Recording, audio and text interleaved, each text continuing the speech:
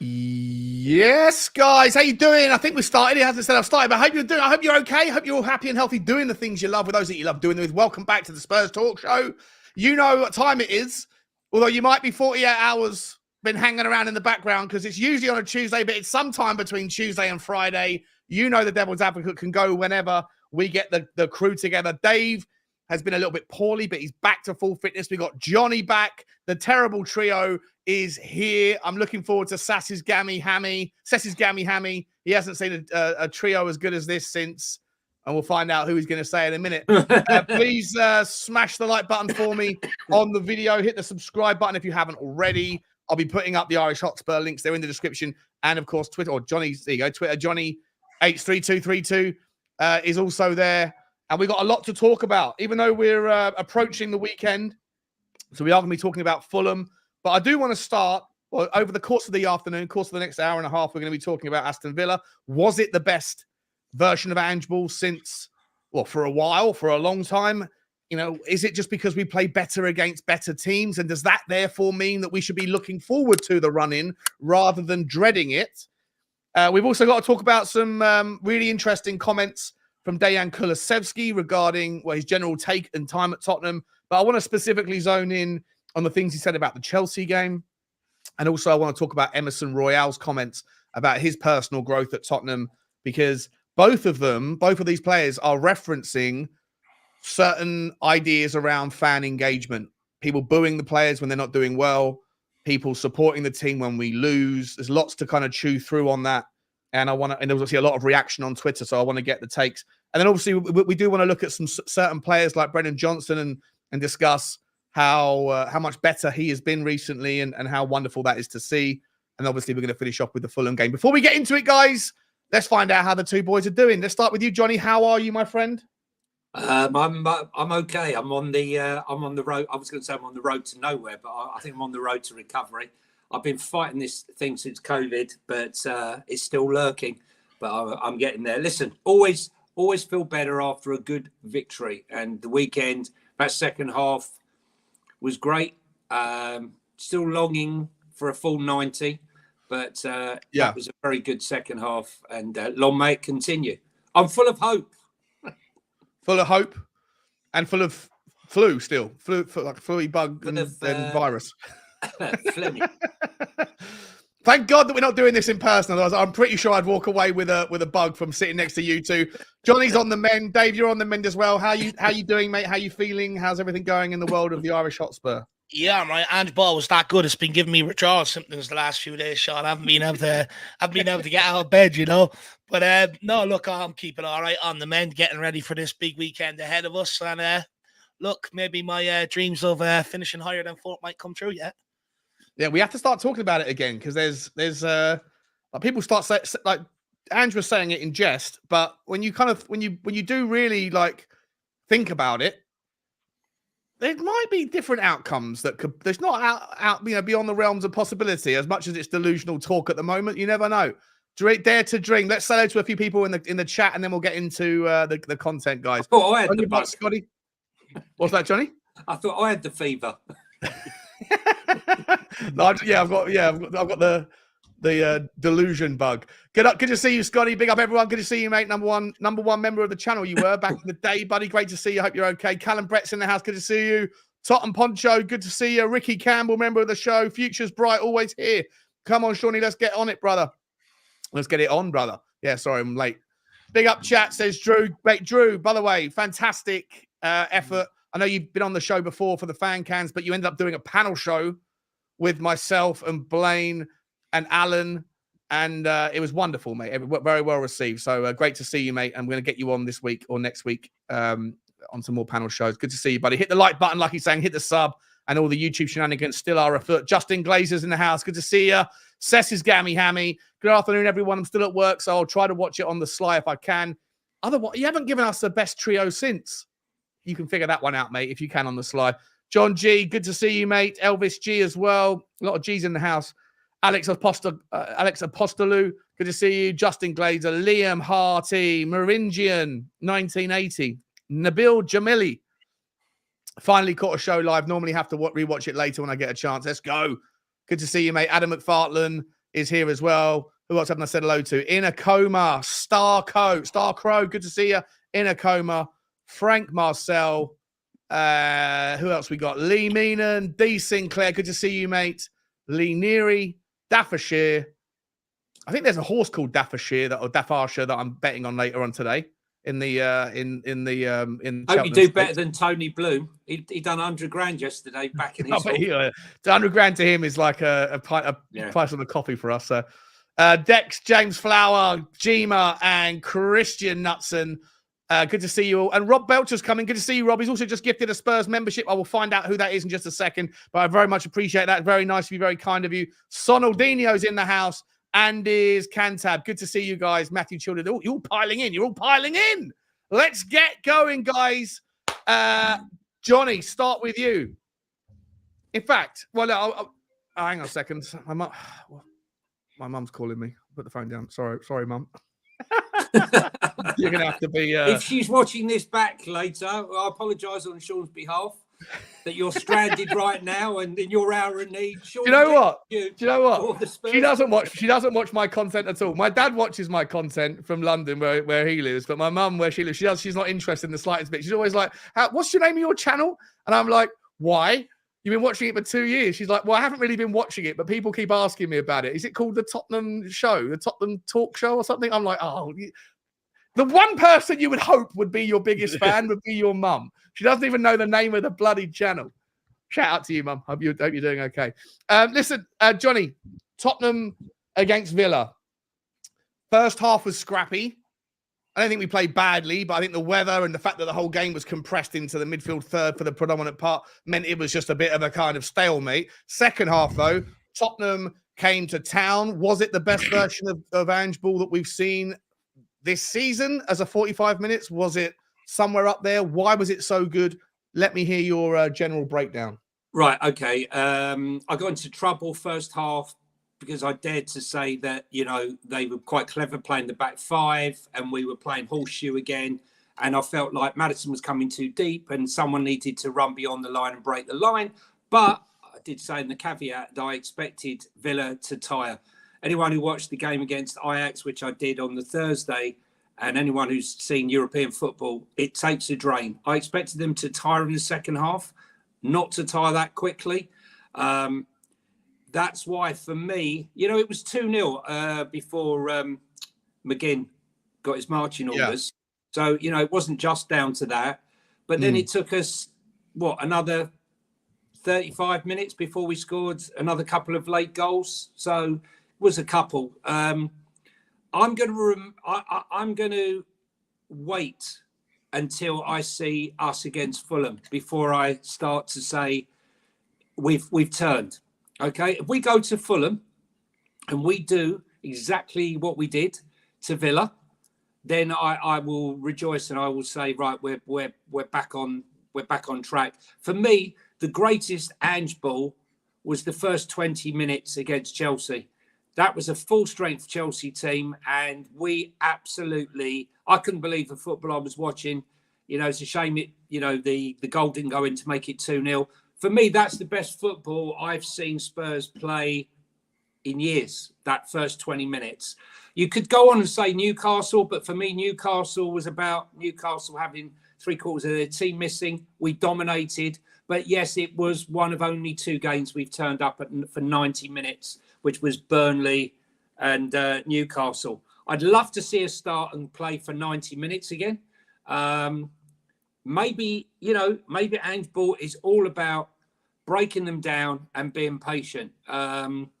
We're not scoring many goals in the first half in any game at the moment, which is kind of strange. But 14 from our last 15 goals have been in the second half. Correct.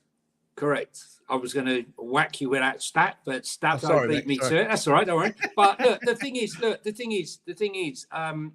it's all about results, and we all want to win. Okay, we are a work in progress, and if we zoom out, we would have grabbed this. We would have grabbed this position we're in right now. But I don't think people should get too far ahead of ourselves too quickly. One swallow don't make a summer.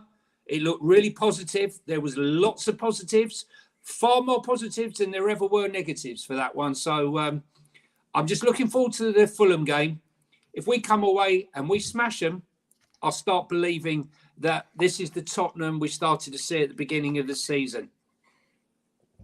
Yeah, that's fine. And look, we're definitely going to spend the last segment of the show talking about the Fulham game specifically.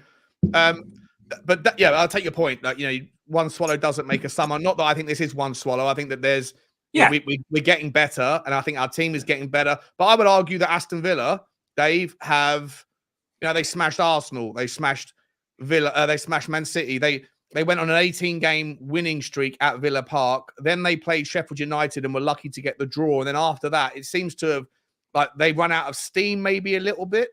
Whether the fighting on all fronts thing, maybe there's just once the dent is in that armor at Villa Park, maybe it kind of, like you put one crack into a fish pot, like a fish bowl, and the water falls out. I don't know what was going on, but the second half for me was just absolutely insane, Dave. I mean, was it Tottenham turning the screw? Was it Villa getting tired, like Johnny and 10 men? And 10 men. Yeah. Of course, in the 10 men thing as well. What was why was it so impressive, Dave? Look, I'm a little bit different to Johnny to a degree, and that's why this is called Devil's Advocate, I suppose. But look, in the first half, I thought Tottenham controlled the game. I thought we were trying things, unlike the Crystal Palace game. At least we were trying through balls, and stuff like that. But at half time, Aston Villa still had better chances than us, but we were in control of the game. Now, the second half ran out there. We got 2 quick goals in quick fashion. How many times have we seen that this season? It's absolutely devastating. But for me, and then obviously the sending off, then we went and got another 2 goals. I know Johnny was saying there was a good 30-minute period between then. I actually thought we managed the game very, very well. I thought the reason why we've seen the level of performance we did, especially in terms of going forward and dominating possession, is because Basuma was absolutely on point. Every time he got that ball, he looked to get turned and play forward. I think Maddison wasn't great in the first half, but then came to the party in the second half, and that's when we started cutting Aston Villa open. But all around, I think it was a very good performance. I think it was dominating, but I would like to see us be a lot more consistent in terms of how we create our chances. I feel like we blitz teams in very quick succession, but how sustainable is that going forward or into next season? We have to start creating more chances across the whole 90 minutes. And I agree with Johnny. We've got to back it up next week. But I know there's going to be a lot made about Aston Villa. They've had Europe, this, that, and the other. But we put ourselves in this position to be able to take advantage of teams in Europe. We spoke about this all season long. Come the end of the season, put yourself in a position to take control, take advantage of teams in Europe and stuff like that. And we absolutely done that. I thought it was one of our best, most complete performances of the season. I thought everybody, to a degree, had a very, very good game for Tottenham Hotspur. Funny enough, I actually predicted going into this game in my members' thoughts that we'd put in our best performance of the season and we'd win 4-0 and keep a clean sheet. I had no thing behind me to back it up. It was just my feeling heading into the game, and it's exactly what happened. For me, most complete performance of the season. I'm happy with it, very happy.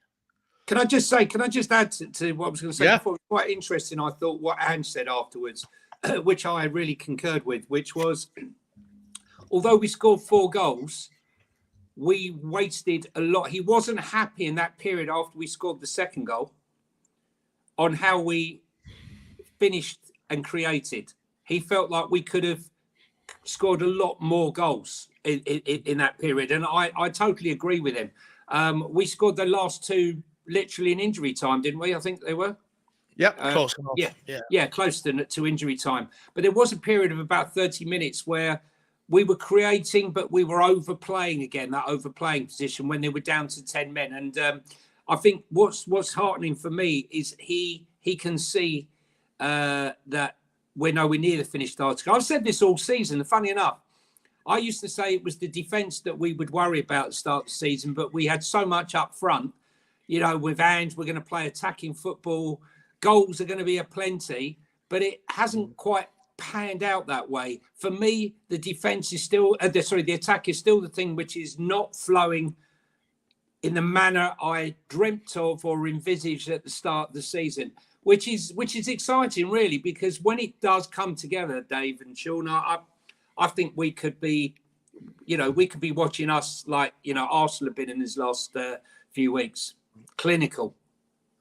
So just listen, I agree with both of you. Like, there's a lot more to come, but in isolation, and this is what we do on the kind of reflective side.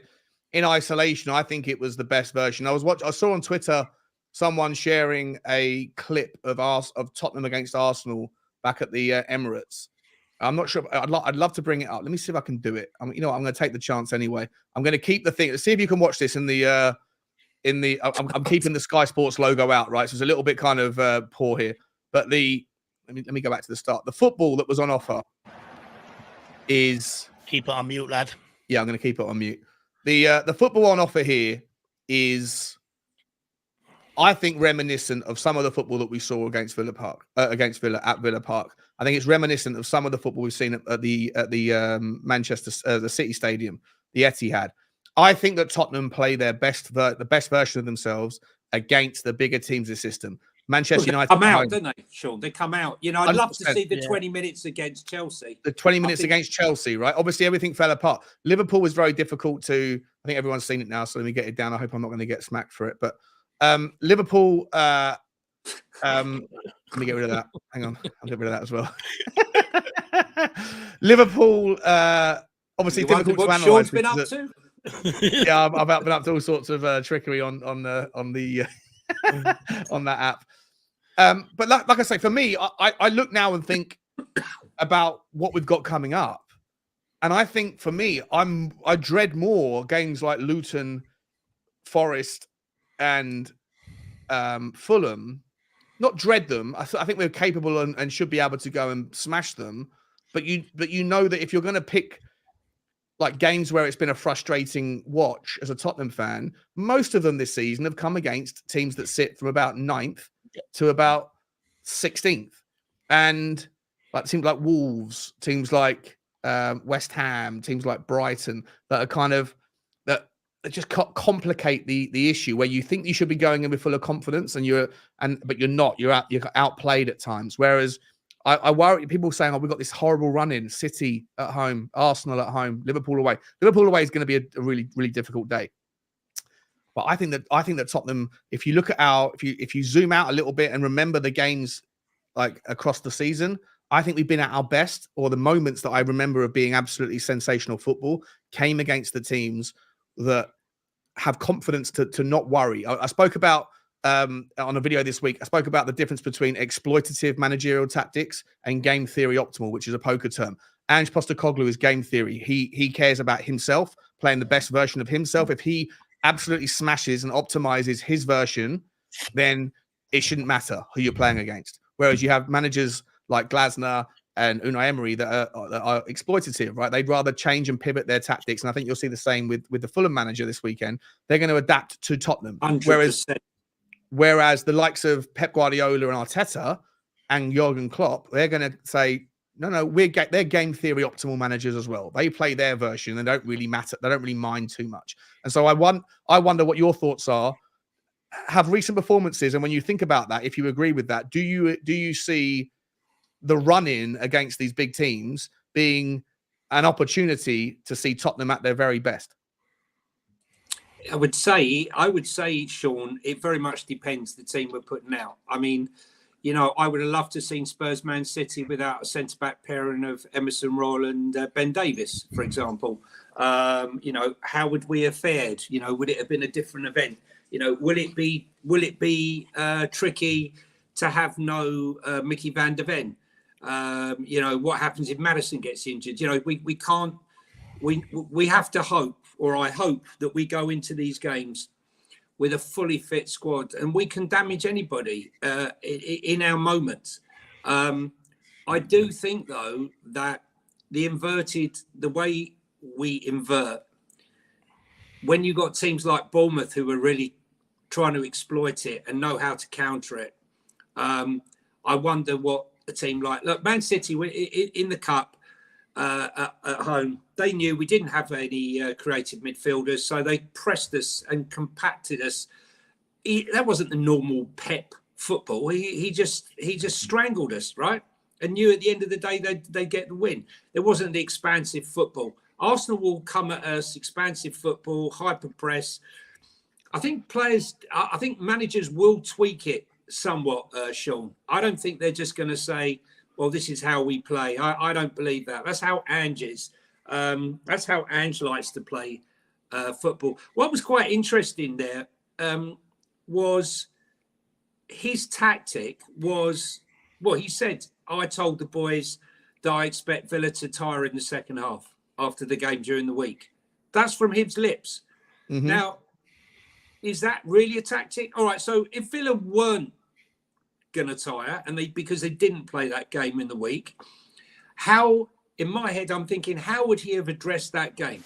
Would he have addressed that game any different to how he did? Contain them, be in control, pass the ball, make them run around a lot, and then in the second half go for the jugular. Would he have been any different? I don't know. I don't think he would have been. I don't know what you think. Look, I think Madison spoke on this a few weeks ago, didn't he? That they were speaking about why Tottenham score so many goals in the second half, but specifically late on. That's because he says they do work to tire teams out, and it does work in our favour in that regard. But look, on what Sean's question, for me, look, a lot of them performances that we've been sort of a bit disillusioned with or a bit annoyed with have come when we haven't had a fully fit squad. Correct. Yeah. We had a fully fit squad at the weekend. We absolutely pumped Villa all game, dominated possession. I haven't seen us control possession that good in a long time, game managed in a long time. But we had a fully fit squad out there. We had probably, some would argue maybe our best team out there.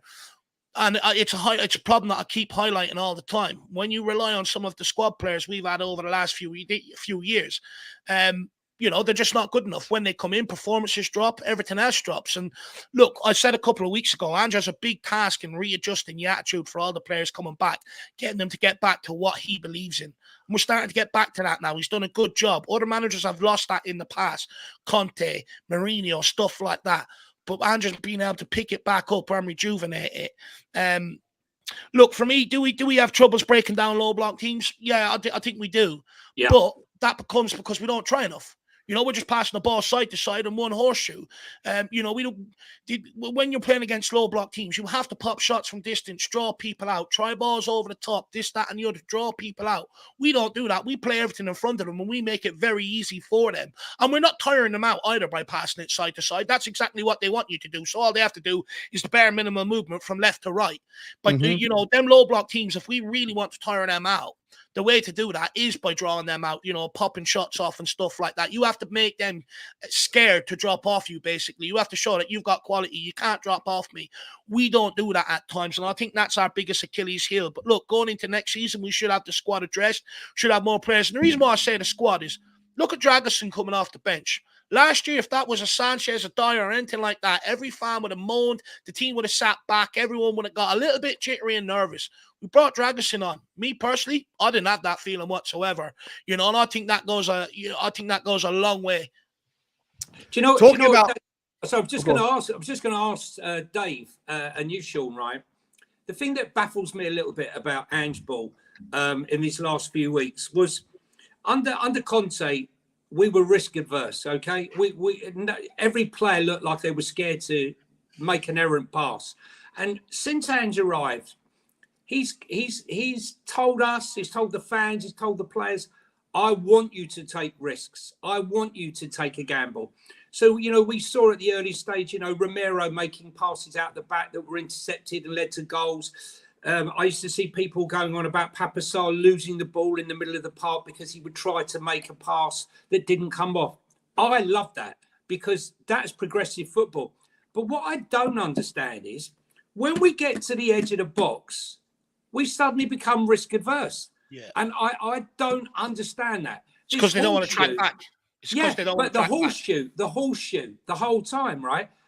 If you took the risk of running at defenders, whether it's straight on or take on your man, draw the foul, or, hit the ball, hit a first-time cross, take a risk. Because we've all seen it when a ball comes in and the defender's running back, he can skew a pass, he can go in his own net, or it can bounce out favourably for one of our other attackers or midfielders.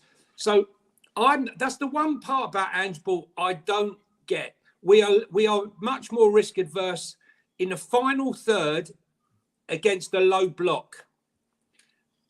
And I don't know why, because we're not in any other part of the pitch. I think that sometimes, and look, I mean, I don't know. I never played football to any level. I kicked the ball around the playground a few times, so I don't know. But from a football armchair supporter's perspective, I think sometimes, you know, it's an oversimplification of the concept of, you know, why are we doing the horseshoe football thing? I think that, you know, a lot of teams do it. A lot of teams are looking for the clinical pass. I completely agree with the idea that more pot shots should be taken, because or the odd risk, not all the odd risk here and there. But ultimately, if it doesn't work out, you're going to get the immediate reaction of frustration from the fans, and fan reactions are things that I'm going to come to in a moment, because there's lots to talk about on that topic. But I think that none of the players, like some of the players, have got a desire to do it. I think Pap Sarr is willing to do it on his day. Yeah. Pedro Porres certainly is. Yeah. You could look to some of our forwards and say, why aren't you doing more of it? Brennan Johnson, Pedro Kulusevski, they've all got good shots on them when they want to take it. Richarlison. But ultimately, I think it's just in their mind, in the moment, they're thinking, is there a better option somewhere else than what I've got? And if the horseshoe football results in players just tracking across and blocking an obvious shot, then they're probably going to sit there and in that, just like I say, in that tiny moment, they're thinking, if someone needs to have a shot, given what I've got in front of me, it's probably not me. And there's a reason why. I don't think it's necessarily a fear or like a lack of. Start shouting at people to make runs in behind and start lobbing the ball over the top. Correct. And stuff like that. There's other ways of doing it. Right. The Dave is right. The Dave is 100% right. You know, I 100% agree with him. You want to play horseshoe football? Go ahead. Be my guest. We're happy. We'll just sit here. Carry on. Right? I do. You know, teams are happy happy for you to play that football. Wolves all day long, mate. Carry on playing that ball, because we'll find a break and we'll score. You know, Villa nearly did it. Villa nearly did the same as they did against Wolves.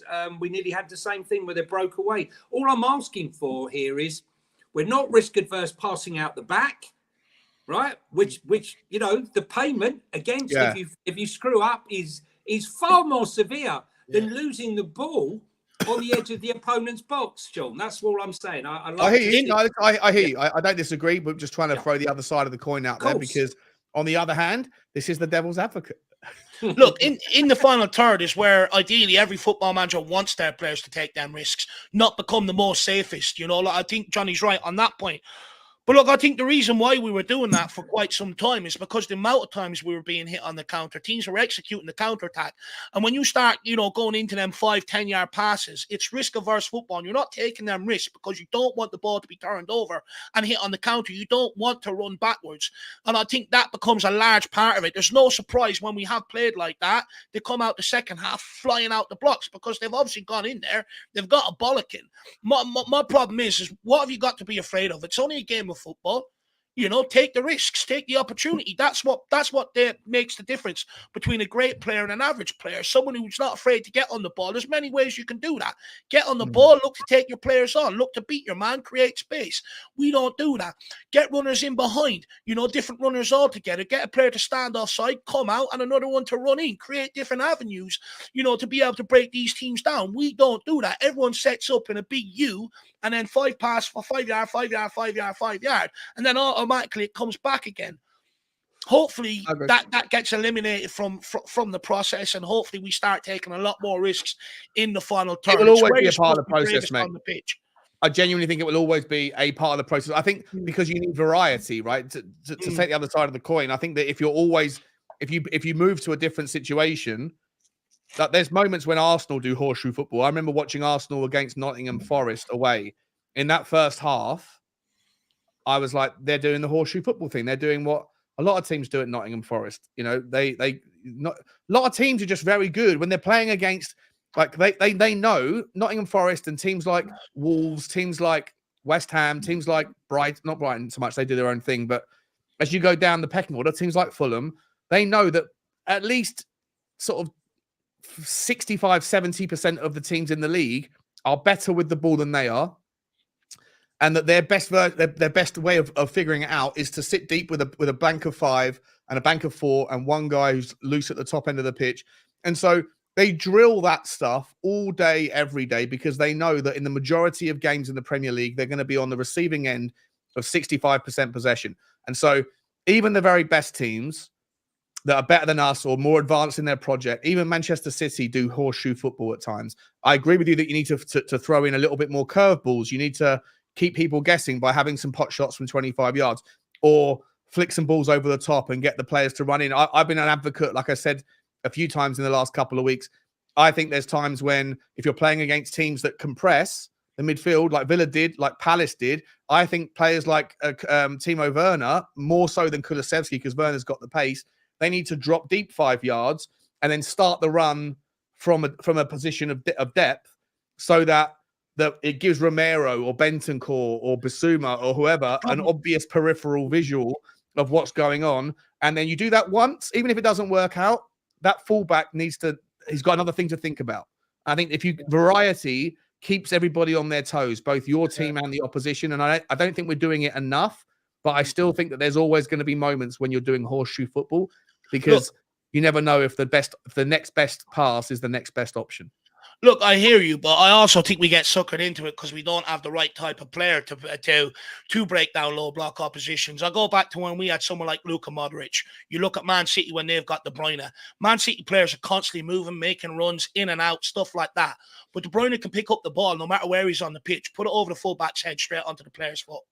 Isn't that why James Maddison's coming deep? Isn't that why Maddison came deep against but when he comes deep, he's passing it backwards and jogging off again. Correct. He's not actually getting on the ball and spraying it around.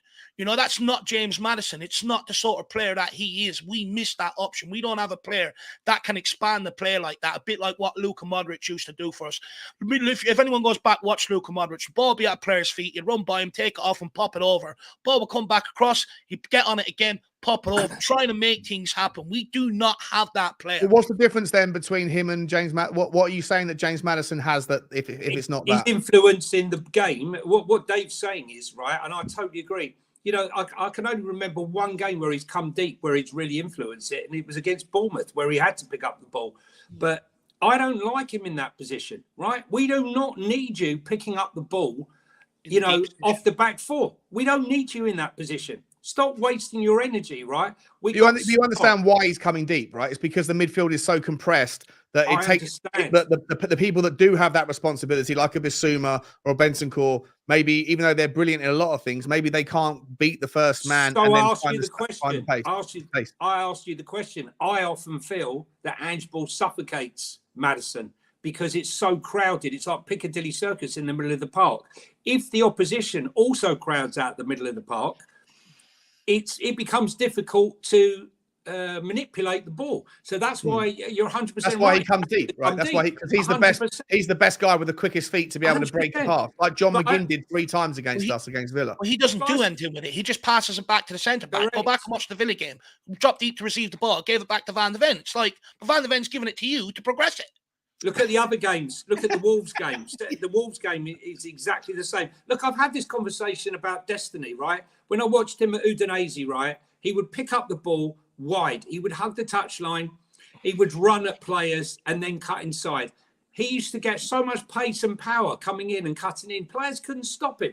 Now he's so inverted off all the time. When he does pick up the ball, he doesn't get that chance to drive as much as he did before because he's running into, like, you know, rush hour traffic every week. It's packed in there. You know, I'd like some diversity in our player in the middle of the park, whereby Maddison is afforded that time. I do not think. I agree with Dave. Maybe Bergval's that guy, right, Johnny? Yeah, but he might be, but he's 18, right? Let's be real. You know, he's Conor Gallagher that guy. He's not the Messiah. He's a very naughty boy. No, he's not the Messiah. He's a He's a boy. He's a talented boy. Now listen, look, he could be anything. I'm not going to say he's not going to come here and make a huge difference. I need to focus on the now, and right now, I don't see us in that final third taking enough risks. And as Dave said, Kevin De Bruyne has runners constantly going beyond that line, whether it's Alvarez, whether it's Foden, whether it's Silva, whoever it may be.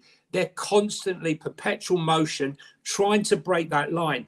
And what I see, and I'm sure what Dave sees, is the horseshoe where people aren't making those runs beyond.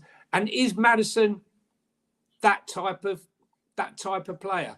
We ask Well, why I aren't don't know, you but making the run? I thought that's what he's supposed to. I thought he's supposed to be the creator in chief, the guy He who's is the a locksmith. creator. He's a great. Why can't you be a locksmith from deep? You know, that's the question, right? I don't see him as that. I don't see him spraying like a Harry Kane pass. I hear what you're saying. I do hear what you're saying, and I agree with what you're saying. But he's better in the final third with that moment of magic. You know, like a kind of Odegaard. You don't see Odegaard coming down to the final third to pick the ball up off of Saliba. Odegaard's a better player. I think Odegaard is a cleverer player. Careful, mate. Careful. You say that around these here parts, you get clipped. Guys, let me press pause for a second because I want to get some of these super chats done. Guys, if you are watching this, there's 350 people here, which is awesome for a Thursday lunchtime. Really appreciate it. Make sure you smash the like button. Make sure you hit the subscribe button. YouTube Shenanigans need you to double check you're still subscribed for me. We got Inner Coma. I also get across to Johnny and to Dave. The links are in the description, but I have also put them up. I'll continue to put them in the chat. Make sure you get over and support these wonderful guys. Inner Coma, member for 6 months. Thank you so much for your ongoing support. Most of our drop points have been self-inflicted. You know what, Inner Coma? When you look at the league table right now, and you know you're 11 points behind Arsenal, but you've got all of these kind of massive games to come where things can happen. Arsenal come to us, City come to us. You know, Arsenal have got to play City at the Etihad. We've got a game in hand. Like, you sit there and you think, even as it is, it's not completely outside of the realms of possibility. But then you look back and you think, those 3 points dropped in the last minutes away at Wolves at Molineux. What a kick in the teeth that was. Villa at home. West Ham. Wolves Everton at home. away. Everton away. United away. When we dominated and we shouldn't have dropped those points. We nearly lost it. Despite all of our injury problems, if it wasn't for... I know you could also make the same counter argument. How many points did we win late on and stuff? I get it, but I'm trying to talk our own book here.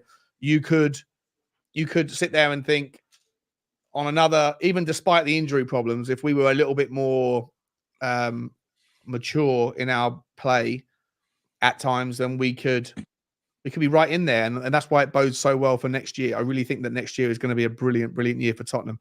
Let me get the Sanilla. Just quick question: Is this the man who emailed me about a ticket for the Fulham game? If it is you, because I think you've got a similar name. If it is you, then big up to you for the invite for the ticket. Obviously, I don't need it. I'm going to Fulham, but I do very much appreciate the offer. If it is you, if it's not you, then I'll look forward to seeing you on Saturday. If you see me, come and say hello. We've also got Moondog, member for 20 months. What a loyalty, Moondog. I think you're the longest serving member of the channel. Amazing from you, mate. Thank you so much. He says, we are winning the next 4 games. Come on, you Spurs. Let's hope so. Let's start with Fulham, but we're going to talk about Fulham in a little while. Before we move on to Dejan Kulusevski and Emerson Royale, guys, I want to ask you a little bit about, you mentioned it briefly during the chat there, Dave, a minute ago, about Radu Dragusin. He came off the bench when it was 0-0, and he obviously, I thought he's brilliant. We'll get your take on it in a second, but just include this. This is his quotes on the Villa game. I'm very happy that we won. It was very important to bring the points back for our run to the end of the season. We are very happy we can win this important game and also to continue our good run. I felt good. I had a good rhythm, and I'm looking forward to many more games. We are on our way. We want to play our football. I feel very good here. I'm really happy and looking forward. I've settled well, especially the people at the club. They've welcomed me very good, and I already feel at home here. For a guy who hasn't really come in and had too many minutes and had to wait for an injury to take up, and you've got an agent who's constantly commentating on his career at Tottenham. Well, I haven't got his agent's comments, but I thought they were pretty reasonable as well. When you read that statement, there's more we's in that statement than there are I's. And that is a wonderful sign for me. Dave, I want to get your take, and I'll go Johnny as well. First of all, on his performance, but also on the fact that he feels settled, he's feeling at home. It's a lot of we's, we, the team, all good things, right? Look, it's all great things. It's something that we haven't seen in years gone by. We haven't heard players come out. In fact, we've heard players come out and say they found it hard to settle in. And the reason why is because we've got a good dressing room. We've got a good leadership group in that dressing room. Everyone's pulling the one way. In years gone by, we were having cliques. We were having mafias, people being paper gangsters and stuff like that. Absolutely shocking. And half of them weren't even contributing. So how are they having that sort of ego? And it just showed the fractures in the dressing room, really. This season, it does look like everyone's together. And when you look at a lot of the signings that we've made, they've all settled in. A lot of them have all settled in very, very well. And that's because you do have a good dressing room. Now, look, on Dragoson's performance, for me, I just think what I was impressed about was how ready he was to go. How many times in years gone by have I been told of other fans, Dave, they need a run of games. You know, how do you expect them to perform if they don't have a run of games? Okay, we don't have to make that argument for Dragoson. Another player I don't have to make that argument for. And the difference is because he's quality, his mindset is also switched on. He came in there in a big game and he did not look out of place. I thought some fans might get a bit jealous because of how good his man bun looks and smells. But look, at the end of the day, one part I was impressed with was there was one part where Aston Villa tried to play 2 through balls and he was just there in the way. Great positioning. Again, another thing I've heard people say, well, he's right-footed playing on the left side. It's difficult. Okay, it can be. But Dragoson didn't have that problem. So all arguments that we've made for average players in years gone by, we don't have to make for Van de Ven, who's come in and hit the ground running, and we don't have to make it for Dragoson. And the difference is because now we're buying quality. Love that, Dave. Johnny, it's a devil's advocate, but I find it difficult to disagree with Dave on that one. I mean, what's your take? I think, look, as Dave said, he's really boosted man bun credibility. Not sure about the side. Take note, Danny Kiriakou. Take note, mate. Kiriakou. I was seeing you're just Danny Kiriakou in disguise, right? Yeah, I mean, look, he took one in the nuts, and in typical Romanian style, he jumped straight back up. He did a BG impression for the first 5-10 minutes after that, but then he was fine. What I really liked about him, to be honest with you, which I thought he was better than Mickey at, he progressed that ball so quickly. As soon as he got it, ping, straight forward, right, to the front, right? No messing around, not looking for a 5-yard pass or a 10-yard pass. Get the ball back. Oh, but I remember doing player reviews on him way back, and my takeaway from him was, if I'm going to be critical, it's that I feel like his positional sense can sometimes be a little bit off. On first evidence, I'm wrong about that. But the one thing that his stats on the Y Scout tool, I said this about the same thing with that Galatasaray player Nelson. You go into long balls and you just look at his long ball in chronological order, one after, or reverse chronological, one after another, and you have to go back about like 40 examples of it, 40 in the sample to find one that's misplaced. Dragoson's long balls could be absolutely, unbelievably important, to the point where like a Toby Alderweireld kind of level. He does not have any concerns about pinging balls into channels, and it's a wonderful thing, because I don't think you can say the same about Van de Ven just yet, but you can. Romero can do it from the right, but if Dragoson's on the left, it's a wonderful option, keeping the defense guessing. This is what I was saying, but these weren't the interesting thing. These weren't hoof balls, Sean. These were delivered drilled balls along the ground. Lord of the pings. Yeah, he knows what he's doing. Yeah, ping balls along the ground. And the one thing I think, look, I'm the one thing I'm really not happy about. I think our set pieces since Ange got rid of Viola as set piece coach, I think it was a huge mistake. But enter the Dragosin, I reckon he's going to be scoring headers for us. That's my prediction. If he carries on playing between now and the end of the season, I predict he's going to score a headed goal, because I think he's really good in the air. I think Mickey's weakness is in the air. I think Dragosin's strength is in the air. And I think Mickey's weakness is sometimes that quick pass, delivering the pass quickly from defence to attack. And if you remember rightly, when Bentancur was on song, Romero would pick the ball up, ping straight to Bentancur, ping straight to the front. We need to deliver it to our attackers as quickly as possible. Yeah. I think with those two doing that against teams, Johnny, especially against teams, mate, that do this high line compression. Correct. That's what I was about to say. Against the low block, it might not make so much of a difference, but I do believe that teams that come to attack us, it could be crucial. I was very, very, very impressed with him, and he was very composed. Looked like he'd been doing it for years. Look, the guy's played every game for Genoa, right? Playing in the centre of a back three. He's now playing in a 4.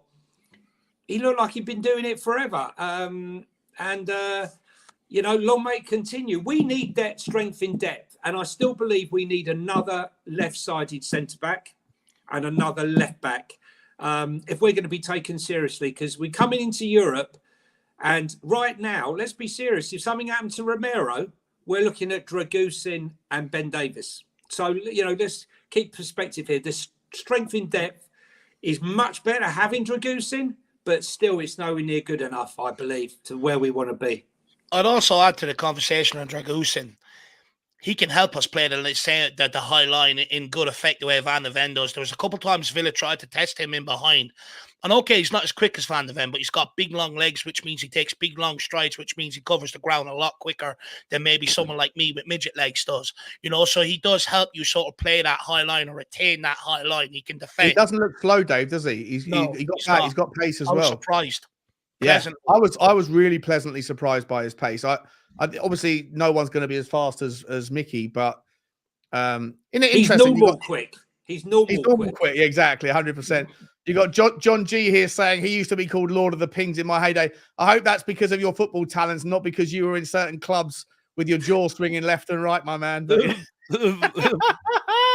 Pinging your tits off, so to speak. Good to see you, John G. Lads, I got one more super chat. I got a member to welcome in. Actually, I've got 2 members. I didn't see this. This obviously came in, I think yesterday, must be last night or something. Peter Matchin, if you are watching, appreciate your support. Looking forward to getting to know you. We're all matching here. We're all in black. We're all matching, exactly, 100%. And we've got Black Wolf 1967. Good to see you, mate. I think you might have been a member before, Black Wolf, so I think you're renewing. But I very much appreciate your ongoing support, guys, as well. Talking of support, please make sure you go over to Dave and to Johnny's various channels. Links in the description. Links will be in the title in the chat in a second. Dave, I want to move the conversation forward, and I need to get back to Twitter here. Let's move on from the Villa game. Congratulations to Radu Dragusin for having a good show. I want to move to this man, Dejan Kulusevski. In fact, no, let's start with Emerson Royale. Because I think this sort of sets the tone. Where's it gone? Here we go. On the right-hand side here. It's a bit of a long quote, so give me a second here, guys. The fans started booed me in the stadium, in our stadium. I would touch the ball and the guys would boo me. Obviously, I don't want that for myself. I'd take the ball on the field, playing the game, dribbling, trying to do things, but it's not an instant situation. Then times passed. The situation continued. I kept working hard. Then I dropped to the bench. Then I came back to the play, and then I turned it around, and the fans, like from hate, turned to love. The fans, they love me a lot. They even made a little song. I'm not sure what that song is. Someone will have to remind me what that song is, but it's nice of you. There are a lot of cheeky guys in the Premier League. I myself am the worst on the field for that. I swear if I played against myself, Royale against Royale, I would kill myself, beat myself up. I'm very annoying. Sonny tries to speak Portuguese, tries to speak Spanish. I say that he is very similar to us Brazilians, like his self-esteem, his way of living life. He's a buddy. I really like him. Now he's our captain. So now he's even more. He took on that responsibility even more. Bissouma acts the most Brazilian out of the squad. He's all Brazilian. He likes our stuff. Everything we have, both good and the bad, he likes. He likes to go out, likes everything. He's different. I wouldn't take him to Brazil. He'll get arrested there, and it will be my fault. He would mess things up a lot. Listen, forgetting about the part at the bottom, I think that's lovely to see that Sonny's trying to speak, quadruple loop. We need to speak a bodyguard on Bissouma. Keep him in. Keep him in. You know what? 100%. Can I say, Sean? Can I just say, Sean? Right? Yeah. Those who know me well, I've defended Emerson throughout this whole thing. Right?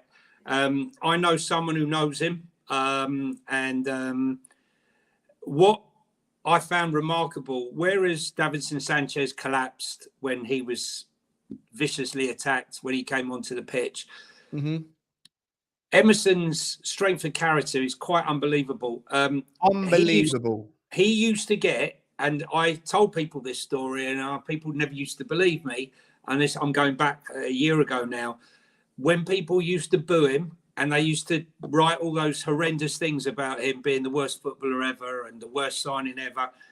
He used to go back. So after training, he would go home. What would he do? Train again. He trained to become a centre-back, right? And what did he do? Yeah. While he was training, he used to get his mate to read him all the abuse. All of it. Every single bit of it. Right. It's insane. It's an insane take, mate. As a motivational tool, right? So let's not forget he also spent £1 million of his own money. I know £1 million to him is probably not the same as, it's still a lot of money. It's a lot of money for anybody, right? £1 million to get the greatest scouts to figure out he wanted to replicate Mazraoui at PSG at the time, right? The best best right wing back in Europe a couple of years ago when he was playing in the Conte system. This guy is likable. He's nice. He's fun, right? He's typically Brazilian, lots of rhythm. Very and all popular. That stuff, dance, incredibly popular. And that's fine. You can be a nice guy, but you can finish last. He also has a desire to prove the doubters wrong and to win people over. And in my opinion, that sort of character in the face of hatred. And listen, you've just seen, like, I'll get it up again. The first paragraph, the way that he starts this quote. Forget about the sunny stuff for a second. The fans started booed me in the stadium, in our stadium. I would touch the ball and the guys would boo me. Right. He was aware of it. He felt it. He didn't moan about it, but he got on with it. People were sending him death threats, Sean, right? When I'm telling, honestly, it was so bad. When I was telling people what he was doing and he was practicing to become a centre-back, the abuse I got, the laughter, he can't even defend what he's going to be a centre-back. This was last season, at the end of last season, when I was telling people he's preparing because ANGE has told him if called upon, he'll be playing centre-back. No one believed me. No one believed what, how determined he was to pull it around. I feel like I'm qualified to talk about this because it's something I've been talking about long before this article ever bloody came out. Listen, he ain't gonna. He's no Pele. He's no. He's not the greatest attacking right back ever. But here's a guy who's constantly working on his game and has got us out of trouble. He's played left back. He's played right centre back, and he's played right back this season. There are players within teams and with squads who have played for our club who don't put in a tenth of the work and determination to improve their game like he has. So we should embrace it and embrace him rather than spending our entire time blaming him for every single defeat or everything that goes wrong, because he is the fall guy. That's it. He's a squad player. And Richarlison's another fall guy. You can add him to that list as well. But look, I completely agree when it comes to Johnny. Look, I remember, what was it the fans used to sing last year? He can't defend, he can't attack. Emerson Royale, he's our right wing back. Yeah. Now, look, I'm going to start off by saying I think fans criticising players is just. Fans paying nearly £100 a ticket for a Category A game. My ticket for North London Derby was €87, which is absolutely insane. So fans are entitled to make their frustrations heard, especially with how shit things have been the last 4 years. What do you want fans to do? Stand there and applaud them off the pitch? Never going to happen. Especially, and the more you ramp up prices, the more expensive you make it, the more demand it, and the less intolerable people are towards the shit that they're seeing on the football pitch. It comes hand in hand. However, with Emerson, one thing I didn't understand is, okay, wasn't the best going forward, but the guy could always defend. He was always solid defensively. And when I had people, telling me how great Matt Doherty was. I watch Matt Doherty more than everybody. Emerson's 10 times the player than what Matt Doherty is. Better than Serge Aurier as well. So I didn't understand the criticism towards Emerson. I get going forward, but if you're relying on your fullback to create and score goals for you, you've got a massive problem. That's why you pay attacking players to do. When it comes to Emerson, he's filled in at centre-back better than what Ben Davies has. And Davies has had years on him to get to grips with that position. What I like about Emerson is is the attitude.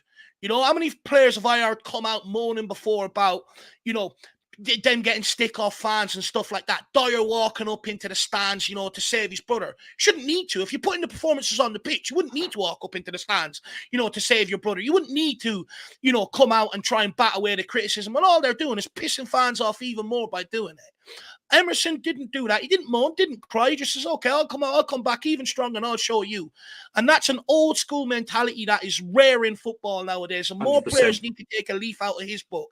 Instead of crying and running at the first sign of trouble, use it as motivation. We're YouTubers. We all get criticism. Do we run away from it? No, we don't. You know, we take it on board and stuff like that. And that's exactly what Emerson has done. And what I love about him is he's invested his own money into his own career. Other players that have come out moaning in the past have not done that, and they leave themselves open to criticism. And it's painted like, oh, fans are just being mean. Fans are getting out of order. It's not the case. A lot of these guys' egos and their attitudes are getting out of order, out of place. You know, they paid that much money. They think they can do what they want and pull the wool over your eyes. It's not the case. Someone like Emerson, you know, he could have just said, look, get me out of here in the summer. Most people, after Conte's first season, wanted him sold straight away in that summer. But he's come back, and he's come back even better. And for me, that's the sign of a player I want at this football club, with a mentality like that. Instead of coming out blaming fans for everything all the time, take responsibility and look in the mirror. And that's exactly what he's done, and I applaud him. And if my dad, I was going to say fancies Emerson. If my dad loves Emerson, then that should tell everybody what they need to do, because my dad has zero tolerance for shit. Yeah. Let me ask you that then, just on extension of that. 2 questions, Dave, and then I'll get Johnny's take before we move into the Kulusevski thing, because the Kulusevski thing, there's lots of tentacles where we can go into, but I actually want to focus on his take on the Chelsea game as well, which was the other side of the coin, right? With what how the fans reacted to a loss, and we'll get to that point. So the takeaway from me, having listened to Emerson and to Kulu, which we're going to talk about, is that the fans' influence on these players should be remembered. And I think not that, you know, this channel has any real reach or anything like that, but I think that sometimes there is influence that you should bake in mind, because these guys are human, and if you want the best version of the players, then they should be able to, I think, as right. Cantab says here, criticize, don't boo, critique, but don't go over the top. I fully understand the point you're making, right? That players have an influence, and what human being doesn't like being praised, doesn't like seeing songs sung about them. But at the same time, you know, people have made excuses for the likes of Sanchez for years, why he wasn't doing this, why he wasn't doing that. After 4 or 5 years, it's the method of how you hold them accountable. And then all of a sudden, it was the fans' fault that he was playing the way he was playing. That's not the case. He was playing crap long before that, and it works both ways. You know, yes, we have an effect on them, but they also have an effect on us. And with the squad and that we've seen the last 4 years heading into this season, or prior to that, has not been good enough. To haven't pulled the weight. My mum, who doesn't even watch football, came to me after a game last season and says, Dave, your players aren't even trying out there. Now, if my mum, who doesn't watch football, can spot that, you know, I'm sorry, but like it goes hand in hand. If you perform, you get love. If you don't perform, things turn the way they've turned. And the players, they can sit there and blame the fans and circumstances all they want. They're the ones in control of that situation. They didn't put the effort in, so they've deserved the criticism. We barely criticize a lot of these new guys or the squad this season. Criticisms come a point, but it's been nowhere near the way it has the last few years. Why? Because they're putting the effort in. Even after that Chelsea game, most fans applauded them off the pitch because they put the effort in, even though they lost. So we'll talk about the Chelsea game in a minute. But there's 2 players that I want to just briefly talk about on this topic, because I think it's quite an emotive topic. Dave, I can see you're amped up, and I love it. And I want to get Johnny's take on this as well. Dave mentioned Richarlison as another player that is get put into that kind of basket, the same basket as Emerson. Now, I personally am someone that you know, I've laid my cards out about Richarlison. I am delighted that he is pulling his weight. And Johnny, I know you love Richarlison. Well, no, I know you have. I know you have a connection. A connection to Richarlison. So I want to get that. But listen, I personally think that there is a very major difference. To Dave's point, Dave's just made the point there that fans have influence on the output of players. The players are human. The human nature is that they're going to feel the hate. Some players are going to react good to it. Some players are going to react bad to it. Emerson Royale was the sort of guy, the character, who takes that hate and uses it as fuel to his fire to go and improve. And that's a rarity in life. Other players in the past have used it as an excuse to sulk, right? And Dave's making that point quite handsomely.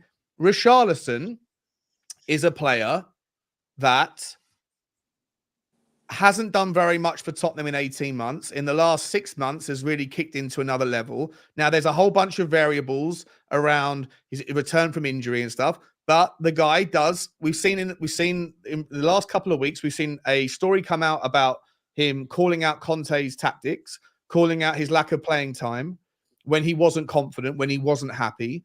You've seen him. You've seen him make excuses. Explanations or excuses. Explanations might justify it. Excuses might try and play it under the carpet for why his performance wasn't good last year, whether he was playing injured. And if that's the case, then that's either on him or the medical team to not let him play injured. Or he's also come out and said about the fact that he's had problems back at home with people taking advantage of his generosity, all these things. Right? I can fit you in. Hang on, 1 second. Let me finish. Let me land on the kind of the build up to it, the premise, and then you can run with it. With Richarlison, you have a player who, when everything's going right, turns around and says, I'm really happy right now. But when I wasn't playing well, it was because of this, this, and this, and this. It wasn't because of bad form. It wasn't because of me. It was because of other things.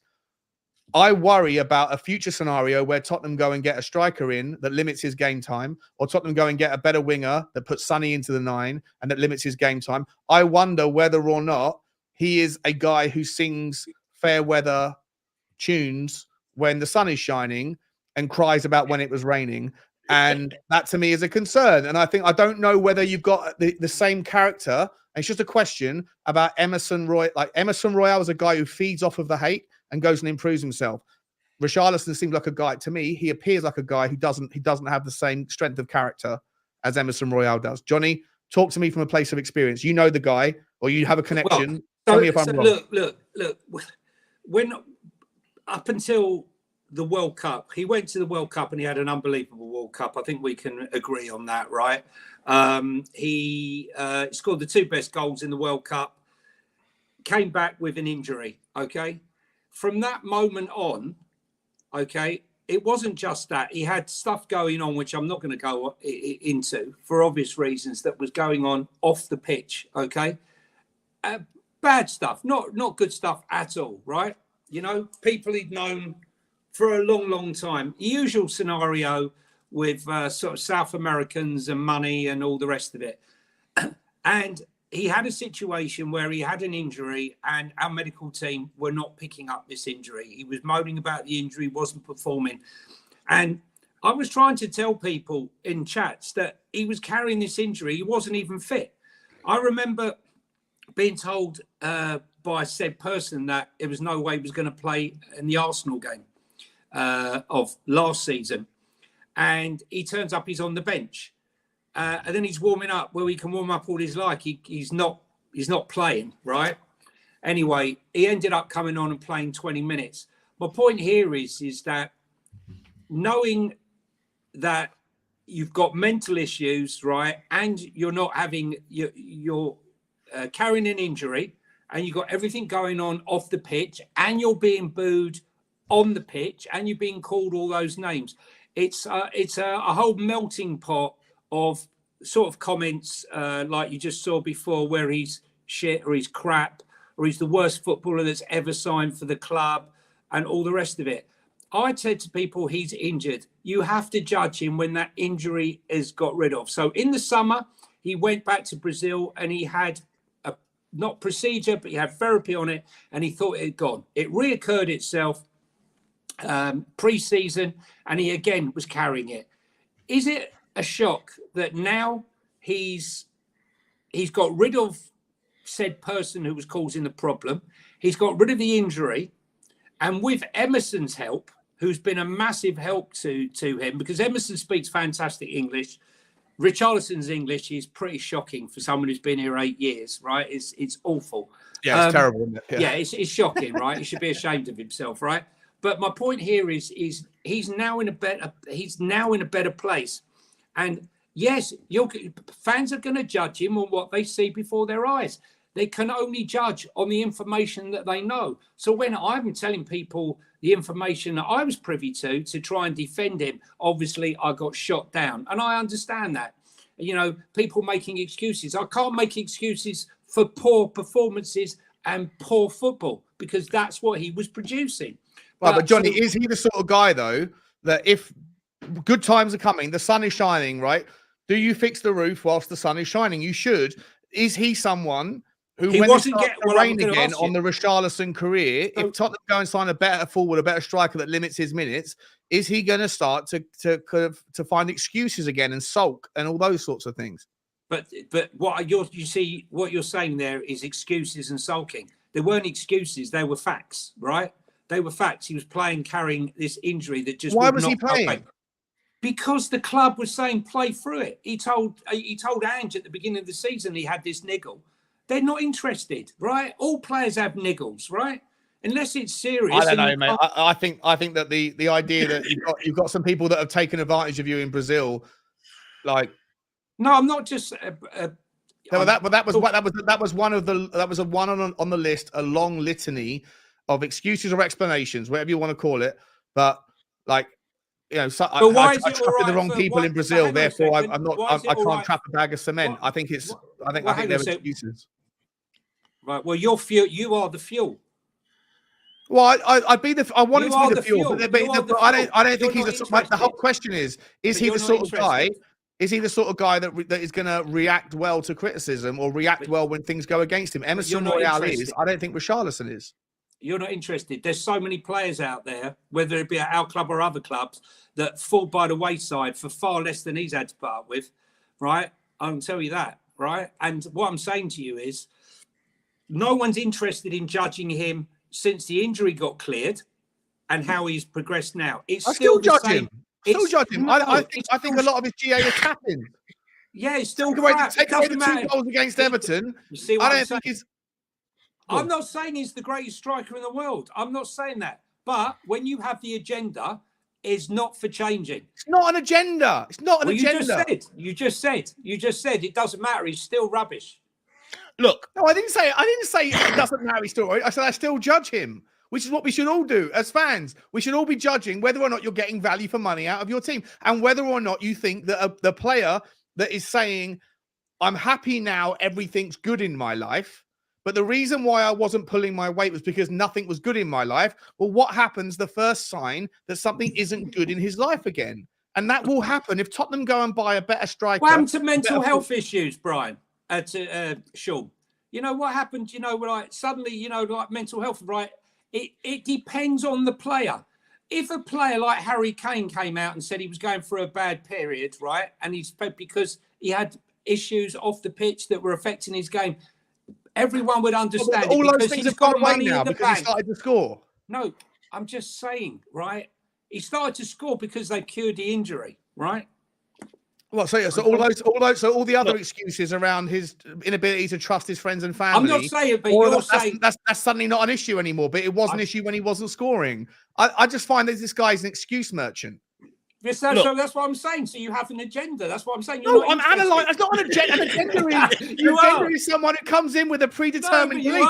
I'm analysing the scenario and saying this is how I feel about him. I don't have to subscribe to this notion. No, you don't. Because I worry that the second that Tottenham improve in the forward line in numbers this summer, and I think we are going to, clearly from all reports, that is part of the focus. I think he's going to get less minutes, and I think then you're going to see the sort of guy who's miserable again, and he'll turn around and say to Ange Postecoglou, we won't hear about it for 2 years, but he'll turn around and go, I'm not getting enough minutes. This system is shit. The formation is shit, mate. And he'll learn the one English word, you see, mate, Sean, again, right? Out of context, completely out of context, right?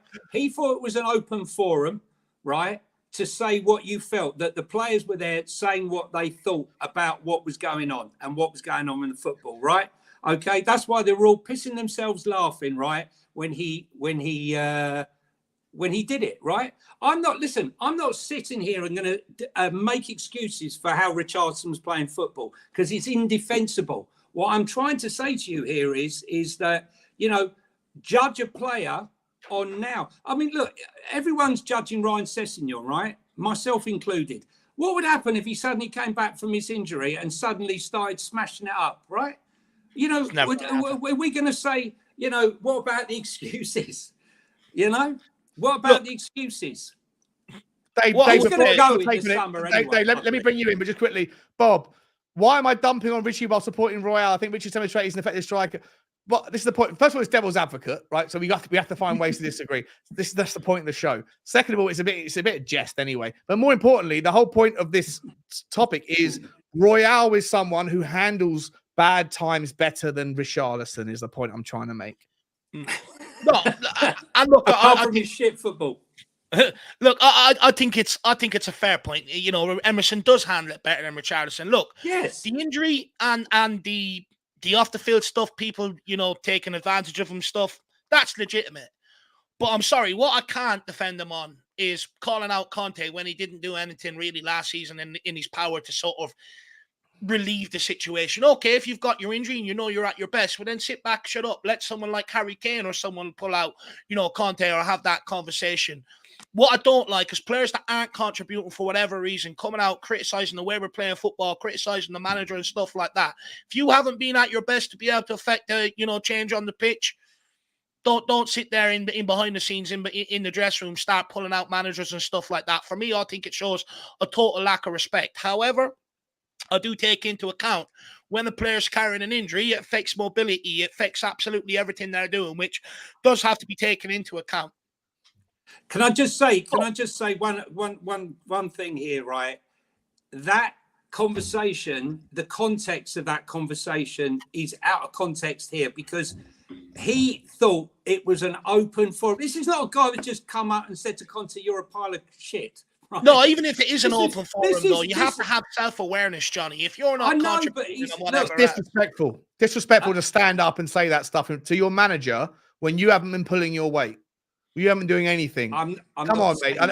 Listen. I'm coming across as the bad guy in this one because I'm insensitive to mental health but what I'm saying, but you're coming across. You're defending the indefensible on certain things. No, I'm not defending the indefensible, right? I'm not saying. I said clearly, very clearly, right? I cannot defend his football because his football was atrocious. His whole being was atrocious. I'm not defending any of it. I'm just saying there's a reason behind it, right? You know, mental health issues is okay if it's player A, but it's not if it's player B, right? And what I'm saying to you is that conversation, he is not the brightest guy in the park when it comes to English. I think we've worked that one out 8 years and he still can't speak the lingo, right? But he learned enough to say what he felt. He obviously went on Google because he said he had a script recited. He recited a script. So he went to Google Translate. A lot of these guys know the language. They just choose not to speak it because they get out of media duties. He understands it. His speaking is shocking. He understands more than he speaks. My point was, that's why they were all cacking themselves laughing afterwards, right? Because he missed the complete gist of it. If you read it, it clearly says. Oh, I know. I read the story. I read the story. I know. It's lost in translation, right? Lost in translation. Yeah, the environment wasn't set up for him to do what he did, but his intention, because he misinterpreted what the forum was about, the fact that he thought it was an open forum but still didn't listen.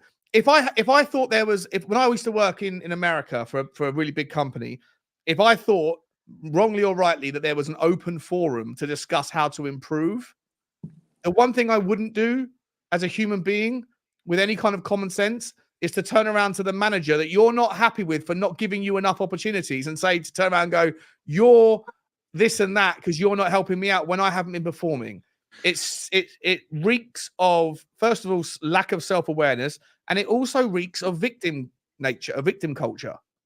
And I don't think it's good enough. And listen, it is what it is. We can agree to disagree because we've been going for an hour and 15, and I've still got 5 more topics. What happens if he keeps scoring, Sean? What do we do then? Do we just bin him like in the hope? No, listen, there are fans out there. For me, I'm delighted. I'm delighted with his output, but I would still maintain the same narrative that you put Sonny in all the games that he scored in the 9 role. You put Sonny in that role, and Tottenham win more of those games. I think that's I'm not comparing. Look, I'm not comparing Son. Most of the goals he's got, with the exception of the Everton game, the Everton goals, he was absolutely insane. But that was on us again. Come of the hour. What's the nuance in that particular environment? He's playing against his old team, right? So, but you take him out of that. I think it's a squad game of football, Sean. Are we? Look. Are we a squad game of football? Right.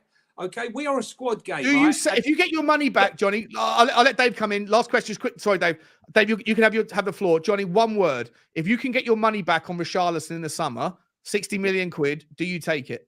One word, yes or no? No, no. I'm not going to answer it in one word because I'm not. It's impossible. Because I'll tell you, I will sell Richarlison in the summer if we're buying 2 strikers.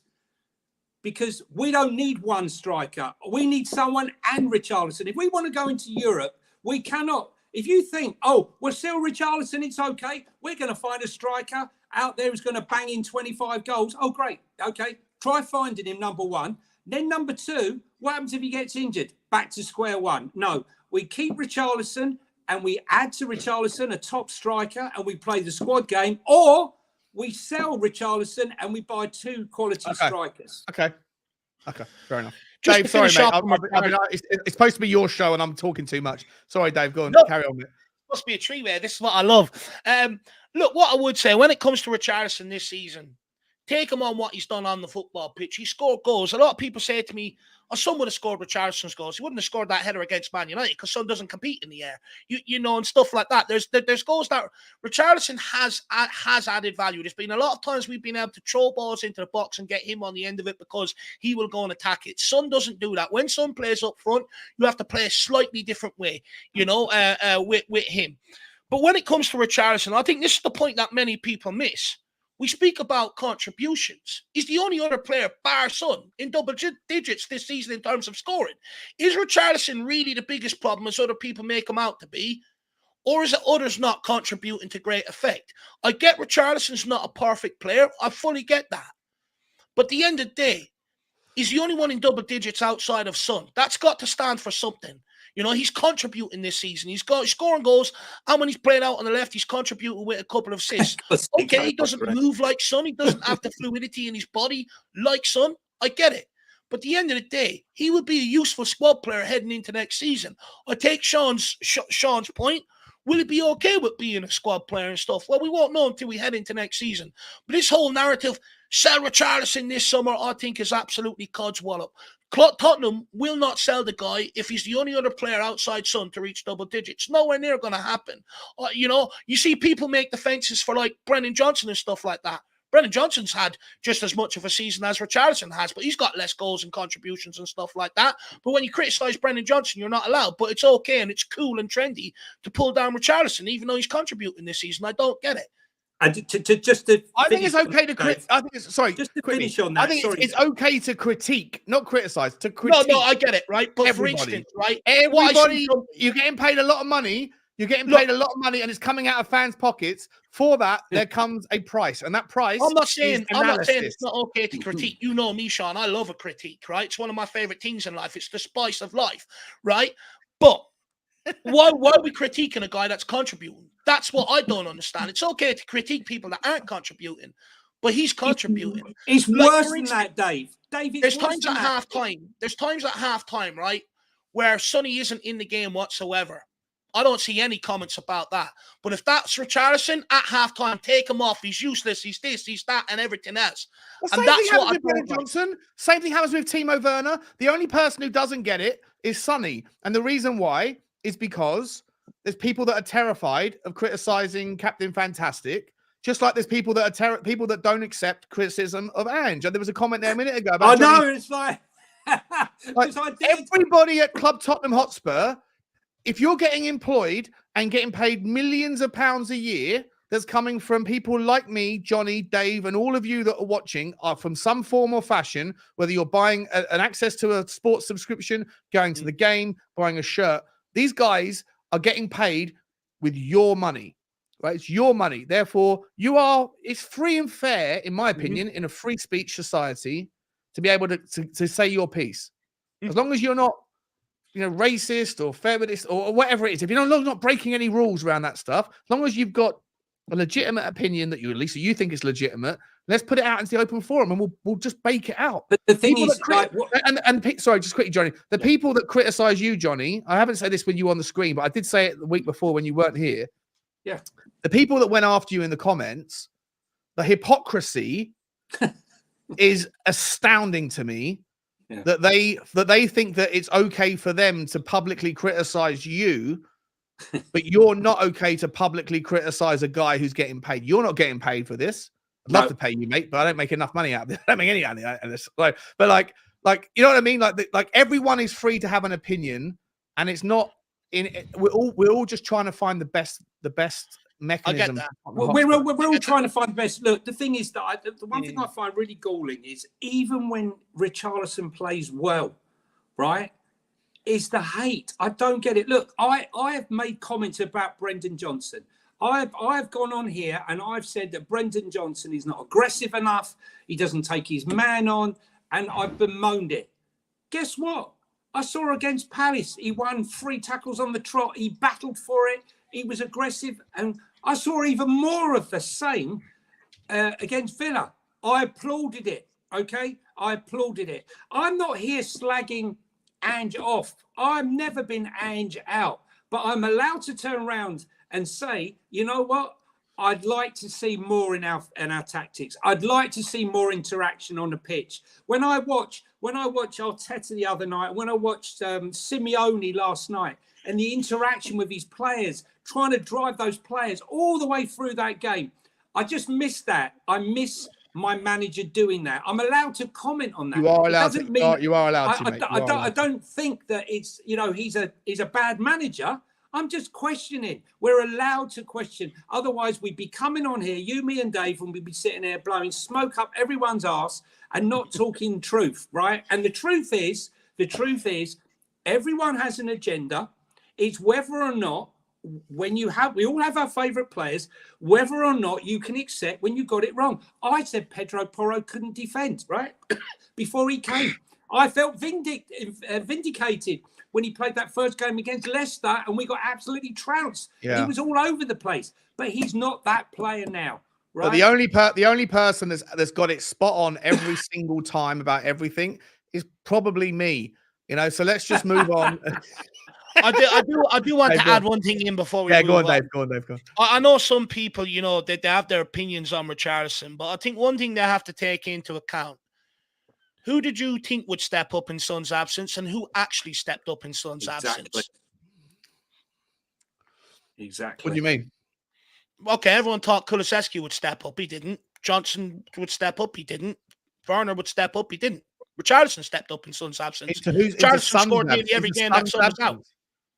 When he was out at the representing Korea at the Asian Cup, Richarlison was the one that stepped up and started scoring goals. And that's it's fine and fair. It's fine and fair. But like I would go back and argue. Can you remember Richarlison ever scoring a goal that wasn't a 1-touch or a 2-touch goal? Well, some would say that's a quite a mark of a quality striker. Well, if you want to, yeah, exactly. There's always way you can analyze it. But as a striker that's playing a sacrificial lamb role, you need a player to be more well-rounded. You need someone who can touch the ball once and twice and 3 times, and Richarlison can't do it. I'm kind of argument when they were calling for Gift Orban in the summer, though. They weren't making the argument they wanted a more rounded striker when they were calling for Gift Orban. Gift Orban's a fantastic player, mate. Maybe he's not ready for the Premier League, but I guarantee you'll be hearing more of his name. I know you like to remind me of Gift Orban. No, not just you, but loads of people over the summer, Gift Orban, and now they're sitting there going, we want a more well-rounded player. Richarlison's a better well-rounded player than Gift Orban is. Come on, I don't know about that. Sure, behave yourself, mate. I don't know about that. For Brazil, mate. One of the great. Look, go and speak to the Athletic who did Richarlison is not a well-rounded player. Come on, what are we doing here, mate? Listen, Richarlison's first touch. Go and look at the Athletic who did He's got like a bloody spring on his foot. Go and look at Athletic's article about Richarlison and his 1-touch football and tell me about it, okay? Not from me. Okay. From the Athletic. Oh, what? Is this a pitch to authority because the Athletic's got a good journalistic name? I'm just saying. Their opinion is more. I'm just saying. What are we doing here? What are we doing here? Sean. Come on, Richarlison doesn't come back and start scoring. Awful. I want to say he's got the touch of a certain type of person, but I'm not going to say it. Live on YouTube, Sean Butler outed as a Richie hater. I hope he doesn't keep scoring goals, mate. Mate, I love the fact that he's scoring goals. Good. You're getting paid. You're getting paid a lot of money to do that job. But that's all that's what he's there to do, right? He doesn't really create. But listen, in the last 3 months, he's been fantastic. He has. But in the previous 18 months, he wasn't. I agree. Okay, then. We're good. The whole point of the conversation was, what's the difference between Emerson Royale receiving criticism and taking it on the chin and learning and growing from it? And I don't know whether Richarlison will. I think Richarlison likes to find reasons to justify why Not everyone's got that strength of character, Sean. And that's fine. And that's fine. Why we have something called mental health. And that's fine. That's fine. I'm not gonna sit here and debate mental health because I'm not an expert on it. But at the end of the day, I just worry whether or not when we go and improve in certain areas in the summer, are we going to see a regression of Richarlison from the confident version of him we have now to a version where he's unhappy because he's not getting the minutes, and is he suddenly going to be moaning about things again? Do you think one striker is going to be enough? If you get rid of Richarlison, I'll ask you a simple question, honest question. No, but you got Sonny, you have Veliz. Listen, I personally, I'm okay with Richarlison staying, but I want to see a better number 9. Yeah, no, that's what I'm saying. So I'm asking you, if we got rid of Richarlison, do you think just getting one striker in is going to be enough for us? Because I don't. Not if you're going to be in European football. Listen, I also think you need a brilliant forward, right? If you're going to sell, let's say you get rid of Brian Hill, right? Who? And you make Timo Werner permanent. Yeah. Then you also go and get another one, whether it's Pedro Neto, whether it's Bakayoko, whoever. You bring in someone else that can play a versatile role. Nico Williams. Brennan Johnson looks like a player who's happy coming off the bench. Kulusevski's a player, and we're going to come to Kulusevski now, guys. Have you guys still got 25 minutes? Because I need this. Go on then. Okay. And my point is, you add 2 more players, you get rid of Brian Hill, and you make Werner permanent. You bring in a striker and a winger. I don't know how many minutes Richarlison gets in a fully fit squad, and I worry about the version of Richarlison. Who's your striker, Sean?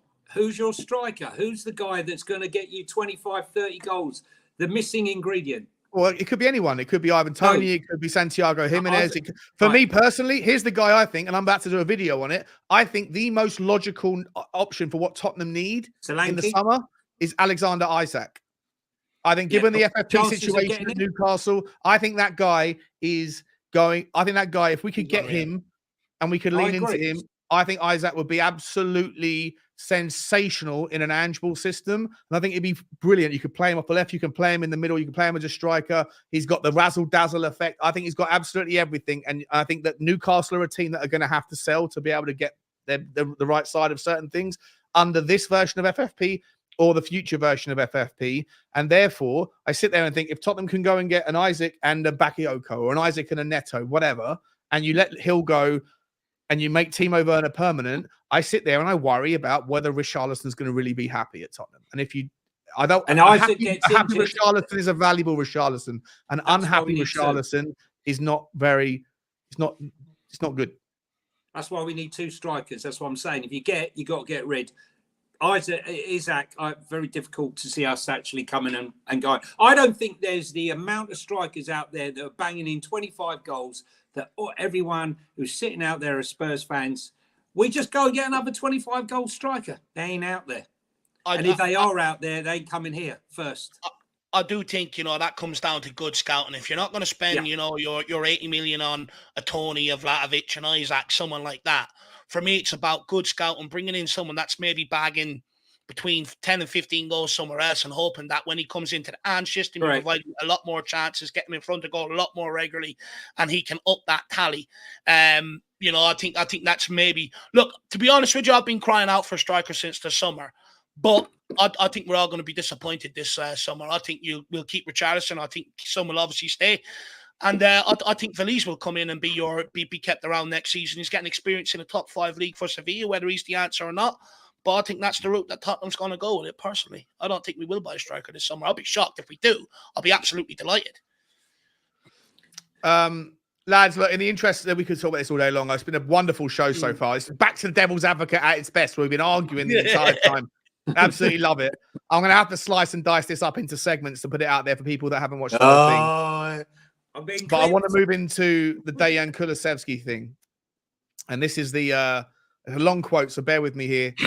Kulusevski described signing permanently for Tottenham Hotspur last summer as one of the easiest decisions he's ever made. I already know that the day I leave Spurs, the part I'll miss the most is the dressing room.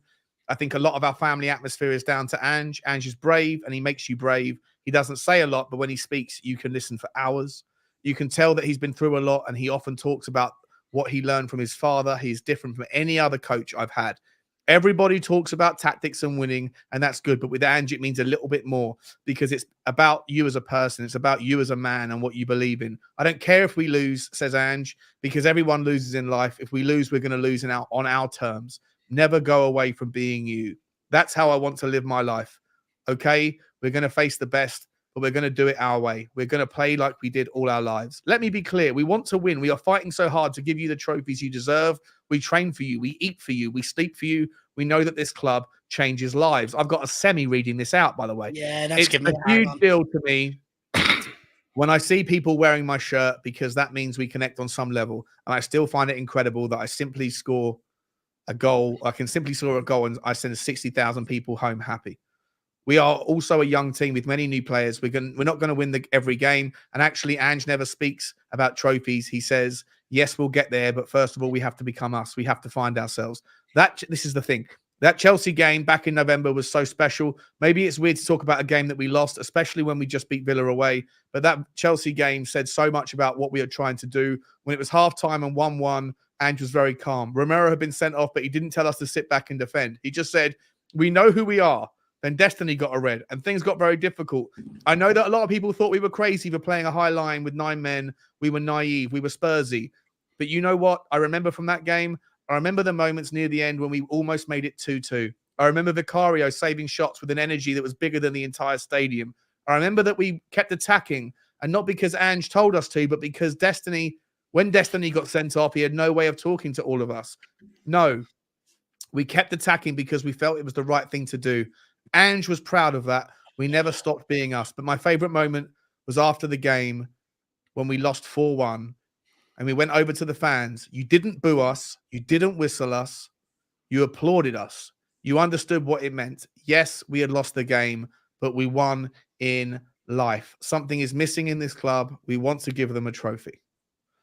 I mean, powerful, powerful words, right? Powerful words that talk about a manager that he's fallen in love with, that I'm guessing he's speaking for a lot of people in the dressing room, that when he leaves Tottenham, he'll never forget it. He'll miss the vibe, the thing. And if you've watched that, by the way, that YouTube interview with him where he's talking about his life and now he's not Swedish, he's European, he's taken a bit of here, there and everywhere. And you see the clips of when he was 14 years old and he's the guy who says, no one tells me what to do at 14. I'll figure it out. I tried to nutmeg a player. And I failed, and the coach told me at halftime, don't you do that again. And he said, I'm the sort of guy that did it again. I did it anyway, and I succeeded. And this to that notion. But under Ange, he's maturing. But powerful, powerful stuff from a guy. And the one takeaway I want you guys to focus on more than any, to go where you want with it, but it's once again a reference, twice in the same week, to the impact of the fans.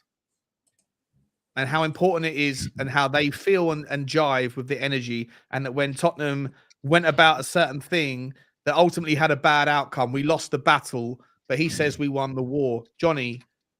I felt, look, that Chelsea game, I saw a few comments which I thought were disgraceful yesterday in response to that.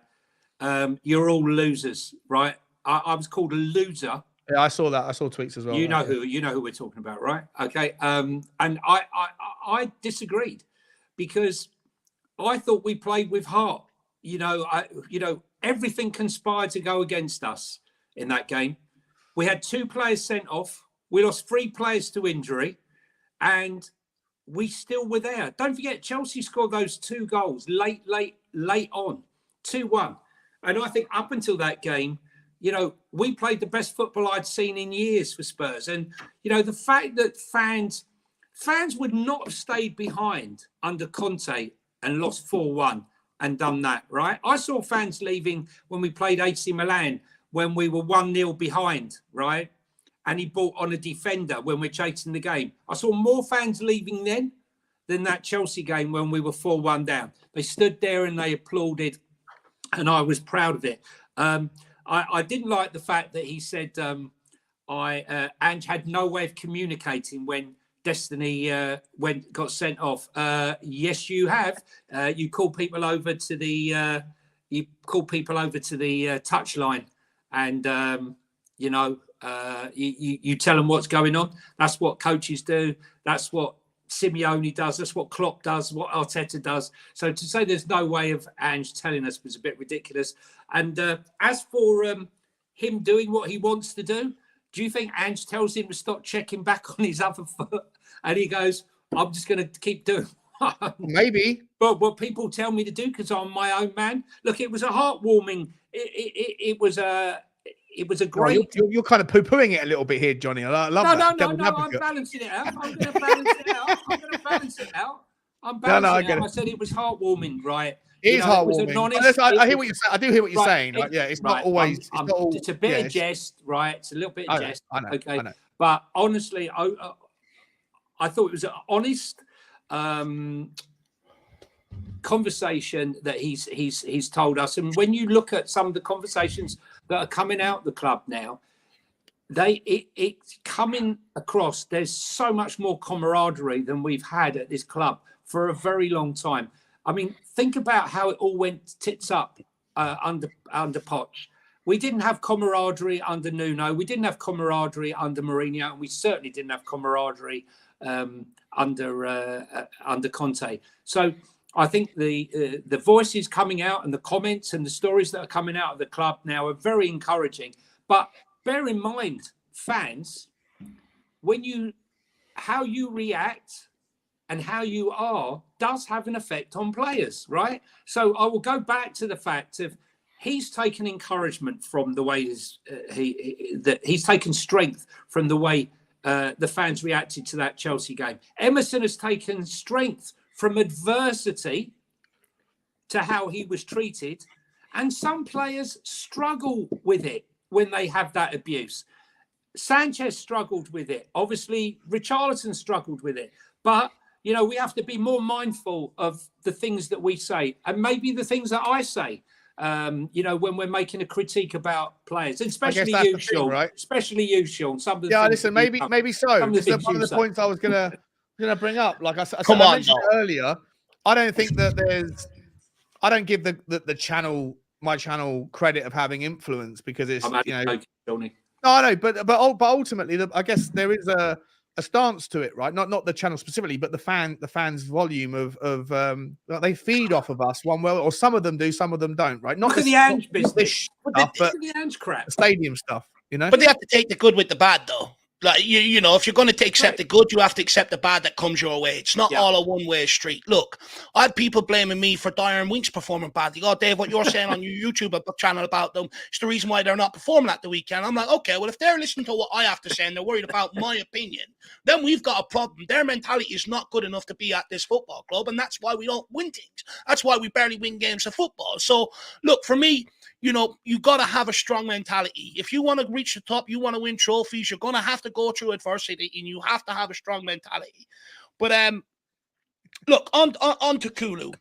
By the way, what an impact he had on the game. I had people at halftime telling me, haul him off. I said, no, you don't haul him off. He's doing well, and he had an impact in all 3 goals. Absolutely phenomenal. Oh, mate, after the game, I did a video saying Kulusevski's not going to get any flowers, because he only got 1 assist, but it was meaningless. It was like irrelevant. But people are going to say he was terrible. He was entirely responsible for me, for the catalyst for most of those goals. All 3 goals he was involved in. All 3 of them. He just involved, but like Johnson's goal. He's the one that made the tackle in the final third to be able to give the ball to Sonny, who went on and assisted Johnson. He's the one that assisted Timo. I think it was Sonny's goal in the end, and he also had a hand in one of the goals where he linked with Porro. The Papamat Sarkos. Yeah, he done the 1-2 with Porro and stuff. He's absolutely unbelievable. Look, I've been trying to sort of tell people what Kulusevski adds to this Tottenham team, and it's stuff like that, that he adds to this team. But look, on his quotes, and it's the family stuff, I knew Ange was going to implement. I said when we were signing Ange, he's going to play on the family. He's going to get the footballers' families involved. He done it at Celtic. If anyone's gone and done, any research into it and listened to what the Celtic players have had to say about him, he constantly, it's a family environment that he creates. And then what he does off the back of the family environment, he plays on what legacy do you want to leave for your family, which then inspires the players to be at the best that they can be. Then when he gets them out on the football pitch, the initial process is don't worry about winning or losing. Follow what I'm asking you to do. Once we get to grips with the process and we fully understand it and we're fluid in it, the trophies will follow. He's not a results. He's not coming in here. Look, every manager wants to win games, and but Ange Postecoglou, I think, has the understanding that he probably has a bit of time at Tottenham Hotspur to build this, and that's why he's saying to them, "Don't worry about the results. Get used to the football, the intensity that we play at, and everything else will follow off the back of that." And he's done the exact same at Celtic. And look, I get guilty at times. When we lose, I hate losing. Everyone knows I absolutely cannot stand it. But I'm guilty at times where initially I'm like, no, not good enough. But I do sometimes forget in the moment what Andrew's trying to do. It's okay. Like I had to go through a period when I was doing, a couple of months ago, I was doing, I'd go to the games and I'd do my post-match show after the match, right outside the stadium. You're hyped up on energy. You're hyped up on emotional, even when we won, but we didn't deserve it necessarily, or when things didn't go quite our way. And I would say, I'd have to kind of preface the criticism that I was going to throw, or the critique I was going to throw, by saying, I'm aware that this is part of a process. I'm aware that we're 6 months in. I'm aware that you zoom out and what we're doing is brilliant. And I'm aware, and I'm very much on board with Angel and stuff. However, this is a post-match bang pan. Yeah. So I'm not going to spend the entire time saying it doesn't matter, because the bigger picture, I'm going to tell you about the game. Yeah. So just remember that I'm still very conscious of all this stuff, and I'm happy. But in the moment, you have to focus on the thing that happened in the previous 90 minutes. No, look, so you have to be able to debate the both. You say, look, everything's good in the bigger picture. I'm happy. I'm excited. I think we're going to do good things here. But I think that's where in that game we didn't necessarily deserve the points, and that can also be true. If you lost 3-0, you're expected to only focus on, we were unlucky. No, we weren't unlucky. We didn't play well, right? And we're going to sit here and we're going to say it, right, Dave? No, look, 100%. I'm very outspoken. People know that. If I'm not happy, people know that. As soon as they tune in, they can see the look on my face and they know. Look, I'm with you guys, and I'm also brought up of the year. If you don't get criticism, how do you expect to be a better person? You have to take the criticism to be able to improve. You have to know where you're going wrong. Sometimes you can't identify it as a person, but other people can. Take it on board and look to improve. But what I do like about Ange is that regardless of what the initial reaction is to the games and stuff like that, like after the Chelsea game, he's focused on the bigger picture, which is good. He's not losing sight of what he's doing. But I do agree with you. After games, you have to call things out and, look where you need to improve and stuff like that. But look, Postecoglou, he knows what he's doing. He's a very smart guy, and he's starting to sort of do what he done at Celtic. Is it happening as quick as he done it at Celtic? No, it's not, because it's a massive step up. It's a huge step up from Scotland to the Premier League. You're playing against better teams week in, week out. But if he's took us from 8th to 4th, playing great football the way we are after losing the best striker in world football and stuff like that. He's had problems throughout the season. He's had injuries to deal with, international competitions to deal with, suspensions, mistakes happening due to the system he was asking them to play. But you can imagine, with a year behind him, how much better it's going to be going into next season. I do think Spurs fans should or can expect this team to be able to go on and challenge next season if we come off the back of a good summer transfer window. But I do like what Kulusevski is saying, because it's exactly what he done at Celtic, how we built it at Celtic, and it looks like he's able to implement it here, which is absolutely fantastic. Yeah, look, I think I 100% agree, Dave. I think Johnny does as well. Guys, there's 450 people in the house. It's amazing for a Thursday lunchtime. Usually Thursdays are quiet on the channel. We've still got one or two more topics to get through. I'm going to have to slice and dice. This is I think this has been the best for me, the most enjoyable devil's advocate we've done. It's been good. A long time. It's been feisty Don't as forget hell. to hit the like button, guys. Come on, remember. Yeah, smash the like button on the chat on the video, guys. Only if you enjoy it. If you don't enjoy it, then hit the dislike button. But the engagement, I need to know whether you enjoy this stuff or not. And also the algorithm does. So let the algorithm know your thoughts. It's free to do. Hit the subscribe if you haven't already. Even if you have, double check you still are. People keep getting unsubscribed. It's crazy. But if you haven't already and you've enjoyed, because Dave's on a tear today, he's super amped up. I absolutely love it. He's furious, he's ferocious with his energy, as is Johnny. Get over to the Irish Hotspurs. The link is there. Just click the link and it will take you to a new tab, and then you can come back and watch it. Hit the subscribe button. Whilst you're doing that, Johnny's usual Johnny just absolutely fucking going for it with his take. He doesn't mind telling me I'm a donut for my take on, but he doesn't mind at all. That's the point of Devil's Advocate. Get over to Johnny H3232. I'm trying to convince Johnny to start a YouTube channel. I think he's either going to do that or he's going to join me on Sean Butler TV, and then we're going to rebrand it into something else. But meanwhile, get over to Johnny on Twitter and follow there, where you can find all of his social media stuff. We haven't finished, guys. We haven't finished. Well said, Dave. Everyone's piling in. Good show. Alan, by the way, this is Alan Rock DOS Madness. Great debut on the channel, mate. I'll be reaching out to you in a couple of hours time about something this week or next week. So the overall consensus, guys, is that we're like, Kulusevski's got the propensity to give you a little bit of a semi. You get where he's coming from, but at the same time, you have to. No, I just think that it's important. I think that it's important for us to, as a fan base, to talk about. Ask me if I've got a semi. Did you just? Yeah, sorry, that's a bit weird. It's a bit weird. Yeah, I've never got a semi over a ginger guy before, but yeah, I enjoy watching him when he's on song, right? Jerry Halliwell, he was a good guy. Anyway, I think it's important to bring it up because I do think that like what the notion is here is that from the Emerson quotes and from his quotes, obviously I think Richarlison, you could take the same thing, and maybe I should take a little bit of a lesson in that. The feedback from the fans in the stadium is impactful. I think that it's right to be able to critique. It's right to be able to analyze, but booing players, that isn't helpful unless you're a certain type of character. And recognizing what we're trying to do and appreciating the process, which is what happened at the end of the Chelsea game. If Kulusevski is talking on behalf of the team and the fact that they appreciated it in general, then look, it's meaningful. And I think that Tottenham fans, it's going to be a rocky road under Ange. I think that there's going to be days when we're going to have really bad moments, but there's going to be a lot of really good football. And I think we're starting to see it. We saw it against Villa's second half. Let's move on to the game on Saturday. I'll be there. Fulham away. Massive game. Yeah, appreciate that, Totspur. Massive game.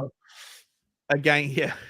Well, listen, Johnny, I'll start with you.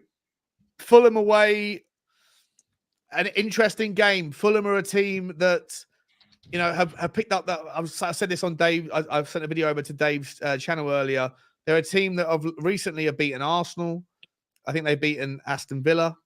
Oh, sorry, they lost to Aston Villa, but they've beaten Brighton. They've beaten West Ham. They've beaten some big teams or some good teams, decent teams. Newcastle, I think it was as well, at Cottage. And then they've also lost a couple of games, especially in the cups, under poor performances. What sort of do you expect Fulham to turn up and adapt? Are they going to be exploitative, like we've spoken about? Is the Fulham manager going to sit there and try and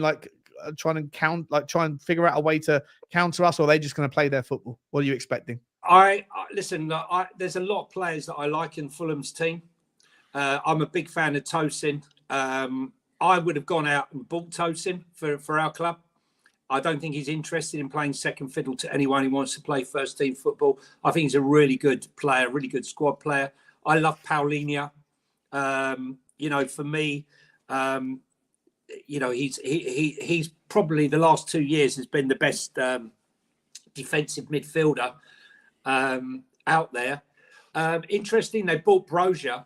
But Muniz, who I really rated, funny enough, I kept going on to everyone, watch this Muniz, he's really a handful. And he proceeded to have 4 games where he was absolute toilet. but he's coming onto a game now. I think they've got good players. I know you're a fan of Robinson, aren't you? I'm a massive fan of Robinson. Yeah, massive fan of him. I'm also a massive fan of Kenny Tete on the right back. I don't know if he's fit, but he's a brilliant right back.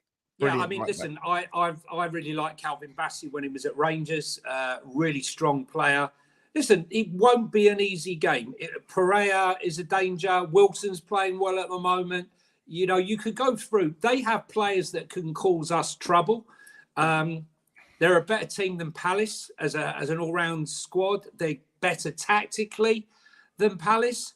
And this is why I say, if we go there and we do the business against Fulham, I will start to believe that this is the run of form. I think Luton, who are coming up last night, they are absolutely crippled with injuries now. There's no way out for them. I think they've just hit the wall. They lost another game two last night. That was, by the way. They've lost another two last night. Did you watch that game? Yeah, Chong. One of the best games of football I've seen. Unbelievable. Unbelievable. Yeah, I mean, but they were gone now. There's too many injuries for them. But I think if we can get this Fulham game out of the way and we beat them and we beat Forest and we beat Luton, we then go into that run of games in a really, really strong frame of mind. And I think it's crucial because we got West Ham as well. You know, this is a tough period. There could be no excuses for going there. I don't want to hear we're going to Fulham and but you know, it was this, it was that. No, you go there. If you're top four and you've got aspirations for moving on, I think now where we are in the season with the amount of players that are back, even without Mickey van der Ven, I do think that we have to win this game. Do I think it's going to be easy? Absolutely not. I'm going to go for a 2-1 victory for Tottenham, but a hard-fought game. Love that. Dave, look, Tottenham went to Fulham earlier on in the season. All right, it was the cup game right at the start of the season. 9 changes. Actually, I'm so sorry, Dave. Before I bring you in, so sorry, I've forgotten a couple of super chats. Sorry, I'm gonna have to work away. Just quickly, the Big D from a while back, big up channel and chat. Thank you, mate. Appreciate it. I did bring it up and said hello. Jory, member for 2 months. The best heads in Spurs punditry plus Sean. I mean, I'll take that and slap on the face. Big up, Jory. I hope you're okay, mate. Dude, I keep meaning to text you. I'm sorry I haven't. I will text you, get you on the show this week. THFC till I die. Dermatron with a super chat. I think the super chat was a Bravo super chat. I think it was when Dave was talking a minute ago about one of the previous topics about either Richarlison or the thing we spoke about since then. And he's come back in again just now with, we have to back up the Villa game to really put the pressure on Villa. As a Celtic fan as well, I've seen what Ange can do. We will get there. Dermatron, I didn't know you were a Celtic fan as well, mate, but I guess it makes sense with the Irish connection. Mate, really appreciate the super chat, mate. Hope you're really well. I only saw your voicemail, mate. I don't really listen to voicemails because most of them are work related and I ignore them. I will call you back and text you about that. It's not just your mum you ignore then, no? I ignore a lot of people, mate. I ignore a lot of people that are trying to contact me. Thank you so much, Dermatron. Dave, Fulham, we went there earlier on in the season, different set of circumstances, cup competition, played the B team. We didn't lose when they came to us. 2-0, I think it was. We ended up getting the job done in the league. What's your take on the system, mate, and the outcome? Look, both games were tight games. You know, against Fulham, they pulled us down a lot when we were trying to break away on the counter. I expect them to do the exact same here. And I think we're going to have to earn the right to play. And, you know, I think we're going to have to be clinical and take our chances. Look, I think we have to beat Fulham. I don't think there should be any excuses if we don't, regardless of it's a project and stuff like that. We're now talking about the business end of the season. You don't go and whop Aston Villa 4-0 and then go and lose to Fulham away or drop points at Fulham away. You've got to back it up. That's what the good teams do, and that's the next step we need to take. I want to see us take it this weekend. You know, we're playing this weekend. Arsenal aren't. You know, they're in the FA Cup, so it's a chance for us to close that gap on them as well. And then also, we're playing again before they come back and play Man City on the 31st of March. So if you go and win that, you know, it's a huge opportunity for us to actually close the gap on someone like Arsenal and give ourselves an outside chance of maybe our next game. Oh, so we've got Fulham, then we've got Luton. We're at home. We're at home. We should decimate them at home. So technically, Arsenal, if we win both of those games, we'll be 5 points behind Arsenal, having played a game more. And they've got Man City on their return. So and it's away as well. So, there's a massive opportunity for us to be able to close that gap and having a even better season. Hopefully not let them have, say, Tottenham's there, which will be very, very important. So for me, now it's the time. Put up or shut up. I don't want to see any more pretend stuff out in the press and stuff. Go out there, put the performances in. We've got 100%. enough players out there to go and kill these off, and put in a great game of football. It's got, look, all we got to do is just keep possession and try things. What we can't get sucked into is that U-shaped football, because Fulham do have players on the counter that are very, very quick and they will catch you. So it's about us going there, taking to the game to them, and then you take the game to them, you should get all 3 points. Look, being brutally honest, I'm not worried like I wasn't worried going into the Villa game. The business end of the season, this is what I wake up and get out of bed for. So I'm excited, and I do think we'll take all 3 points. Our away form hasn't been the best all season long, but look, at some point you got to start to improve that, don't you? Dave, let me stick with you quickly. I'm not sure if Johnny's off screen. I think he's having a sandwich. Dave, I'll stick with you quickly and I'll come to Johnny. Healthy options, blueberries. Healthier man than I am. Dave, in terms of team selection, I wouldn't be surprised if Fulham did go back to a back three. A lot of teams that are trying to find a way to cultivate an option against Tottenham are pivoting to that formation. Although obviously the last couple of results, maybe they're going to think twice about that. But you could see Tete if he's fit. I'm not sure if he is, and Robinson down the left hand side. They had a lot of joy in that first game at the Cottage, doing something similar. You got Polina if they do want to compress that team and compress that game into the final third, like what Palace did, like what Villa did. Then, like they had John McGinn, who's clever on the ball but also brute force. Polina is that guy as well. How do you, Dave? I'll start with you quickly. How do you see Tottenham setting up? Is there any particular players that you definitely don't want to see in there, or that you think will be more likely to play? Who will be in the midfield?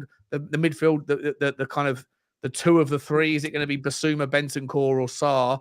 Which two of those three do you see coming in? What about Højbjerg? Does he get a shout for this particular game? Given he might suit it. He might suit the kind of that physicality a little bit more than maybe one or two others. What's your thoughts? Look, the only change I think we'll see is probably Mickey van der Ven coming out and maybe Dragerson coming in. I don't think you'll see any changes outside of that. Look, I've had my criticisms of Basuma this year, but I thought he was absolutely outstanding last week. Getting back to the old Basuma. Every time the ball came into his feet, he got turned and played forward. In weeks gone by, he hasn't done that. Papa Sarr, the guy's industrious nature. In a combative game, he would be the first midfielder I'd put out there on the team sheet. He gets stuck in. He turns over more ball than anybody else. He's more energetic and covers more ground in that midfield than anybody else. And although I get frustrated with James Maddison, which I do, I think, he sort of saves it late to the second half to really start trying things or really start trying to affect the game. He is better away from home statistically. He's got a lot more goal involvements than what he does at home for Tottenham Hotspur. He's a much better player away from home, and I'm hoping he steps up.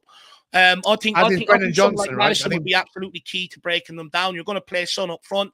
They're going to have big strikers in there. So you're not going to put the ball in anywhere above hip height and expecting Son to be able to go and header the ball and stuff. So it is going to be frustrating. You are going to have to find ways to break them down. But it's about us trying things. And that starts with James Maddison. If he starts getting on the ball and moving it 5 yards, everyone else is going to start doing the same. Because all they're going to do is bring it back across to Maddison and expect him to be the one to play that pass, find that ball and stuff. And if he moves it on, everyone else follows suit. So for me, I think Maddison's absolutely key in this game. The physicality of Fulham, I'm not too worried about. I expect to have them push back in their half for the majority of the game. It's just about us unlocking that door. We need an expert lock picker. So it's about Maddison turning up for me. Love that. Just quickly, last question for you then on the team selection, mate. Brennan Johnson or Kulusevski on the right or left, or does Timo Werner come back in? Do we change anything in that regard? Look, Brennan Johnson, I thought was absolutely superb against Aston Villa. All game long, he looked to take the game to them.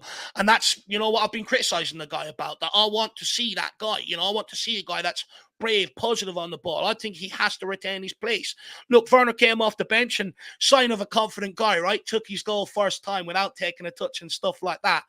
However, I don't just knee-jerk and put him in there. Kulu has to start on the right. I know people have their qualms about Kulu. The fact is, he's a great ball carrier. He can get you up the pitch single-handedly if there's no link-up play. He can link up with others. And he had effect in all 3 goals. So for me, I think you have to keep that front 3 the same.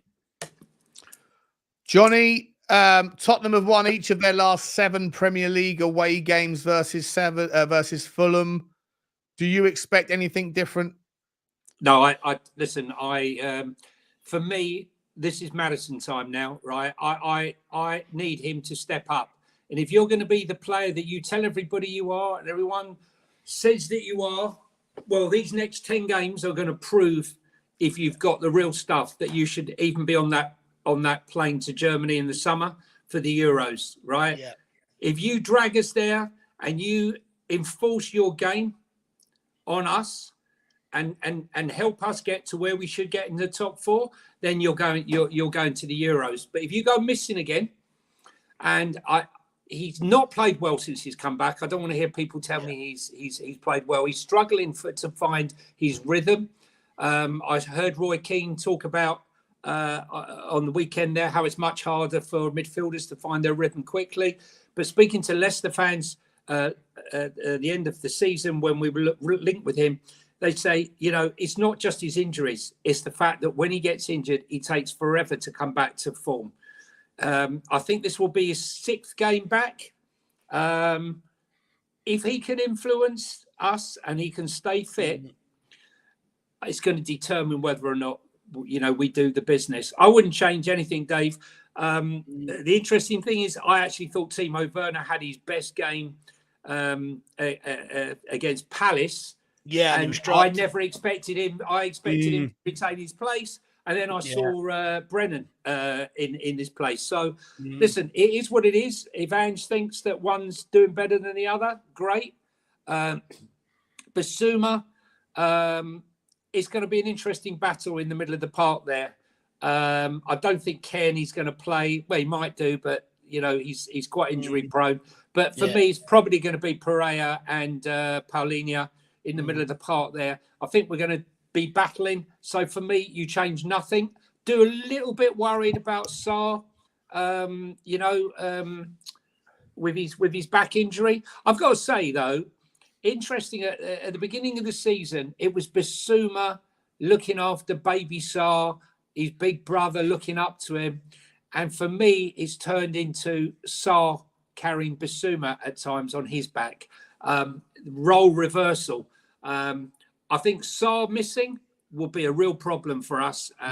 He needs to be playing. Hopefully the injury to his back is nothing terrible. And he'll be in that game. What have you said about Maddison? I was just downstairs. Maddison hasn't been the greatest since his return. I don't think it's controversial. I agree with Johnny.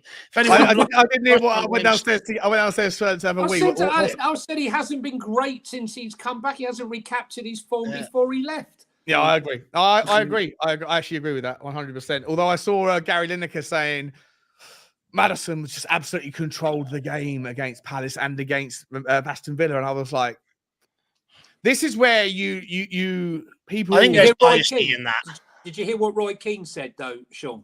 No, go on. What did you say? Roy Keane said on the weekend that it takes a midfielder a lot longer, creative midfielder, a lot longer to find his rhythm and come back into his game.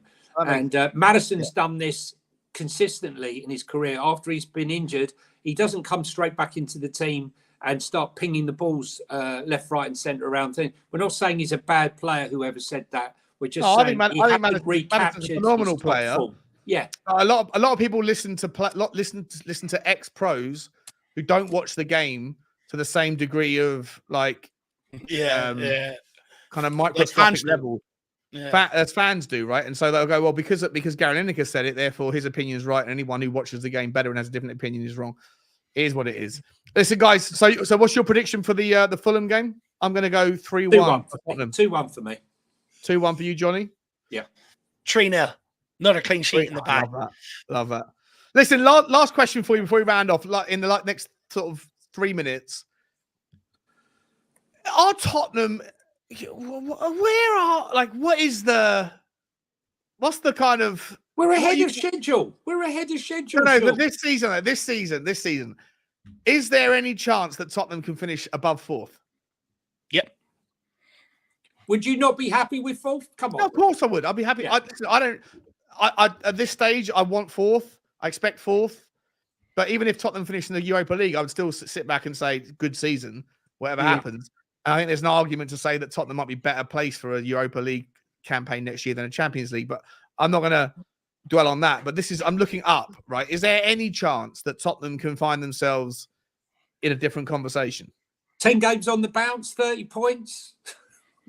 Right. Next runners up. Look, Arsenal have to have a bad.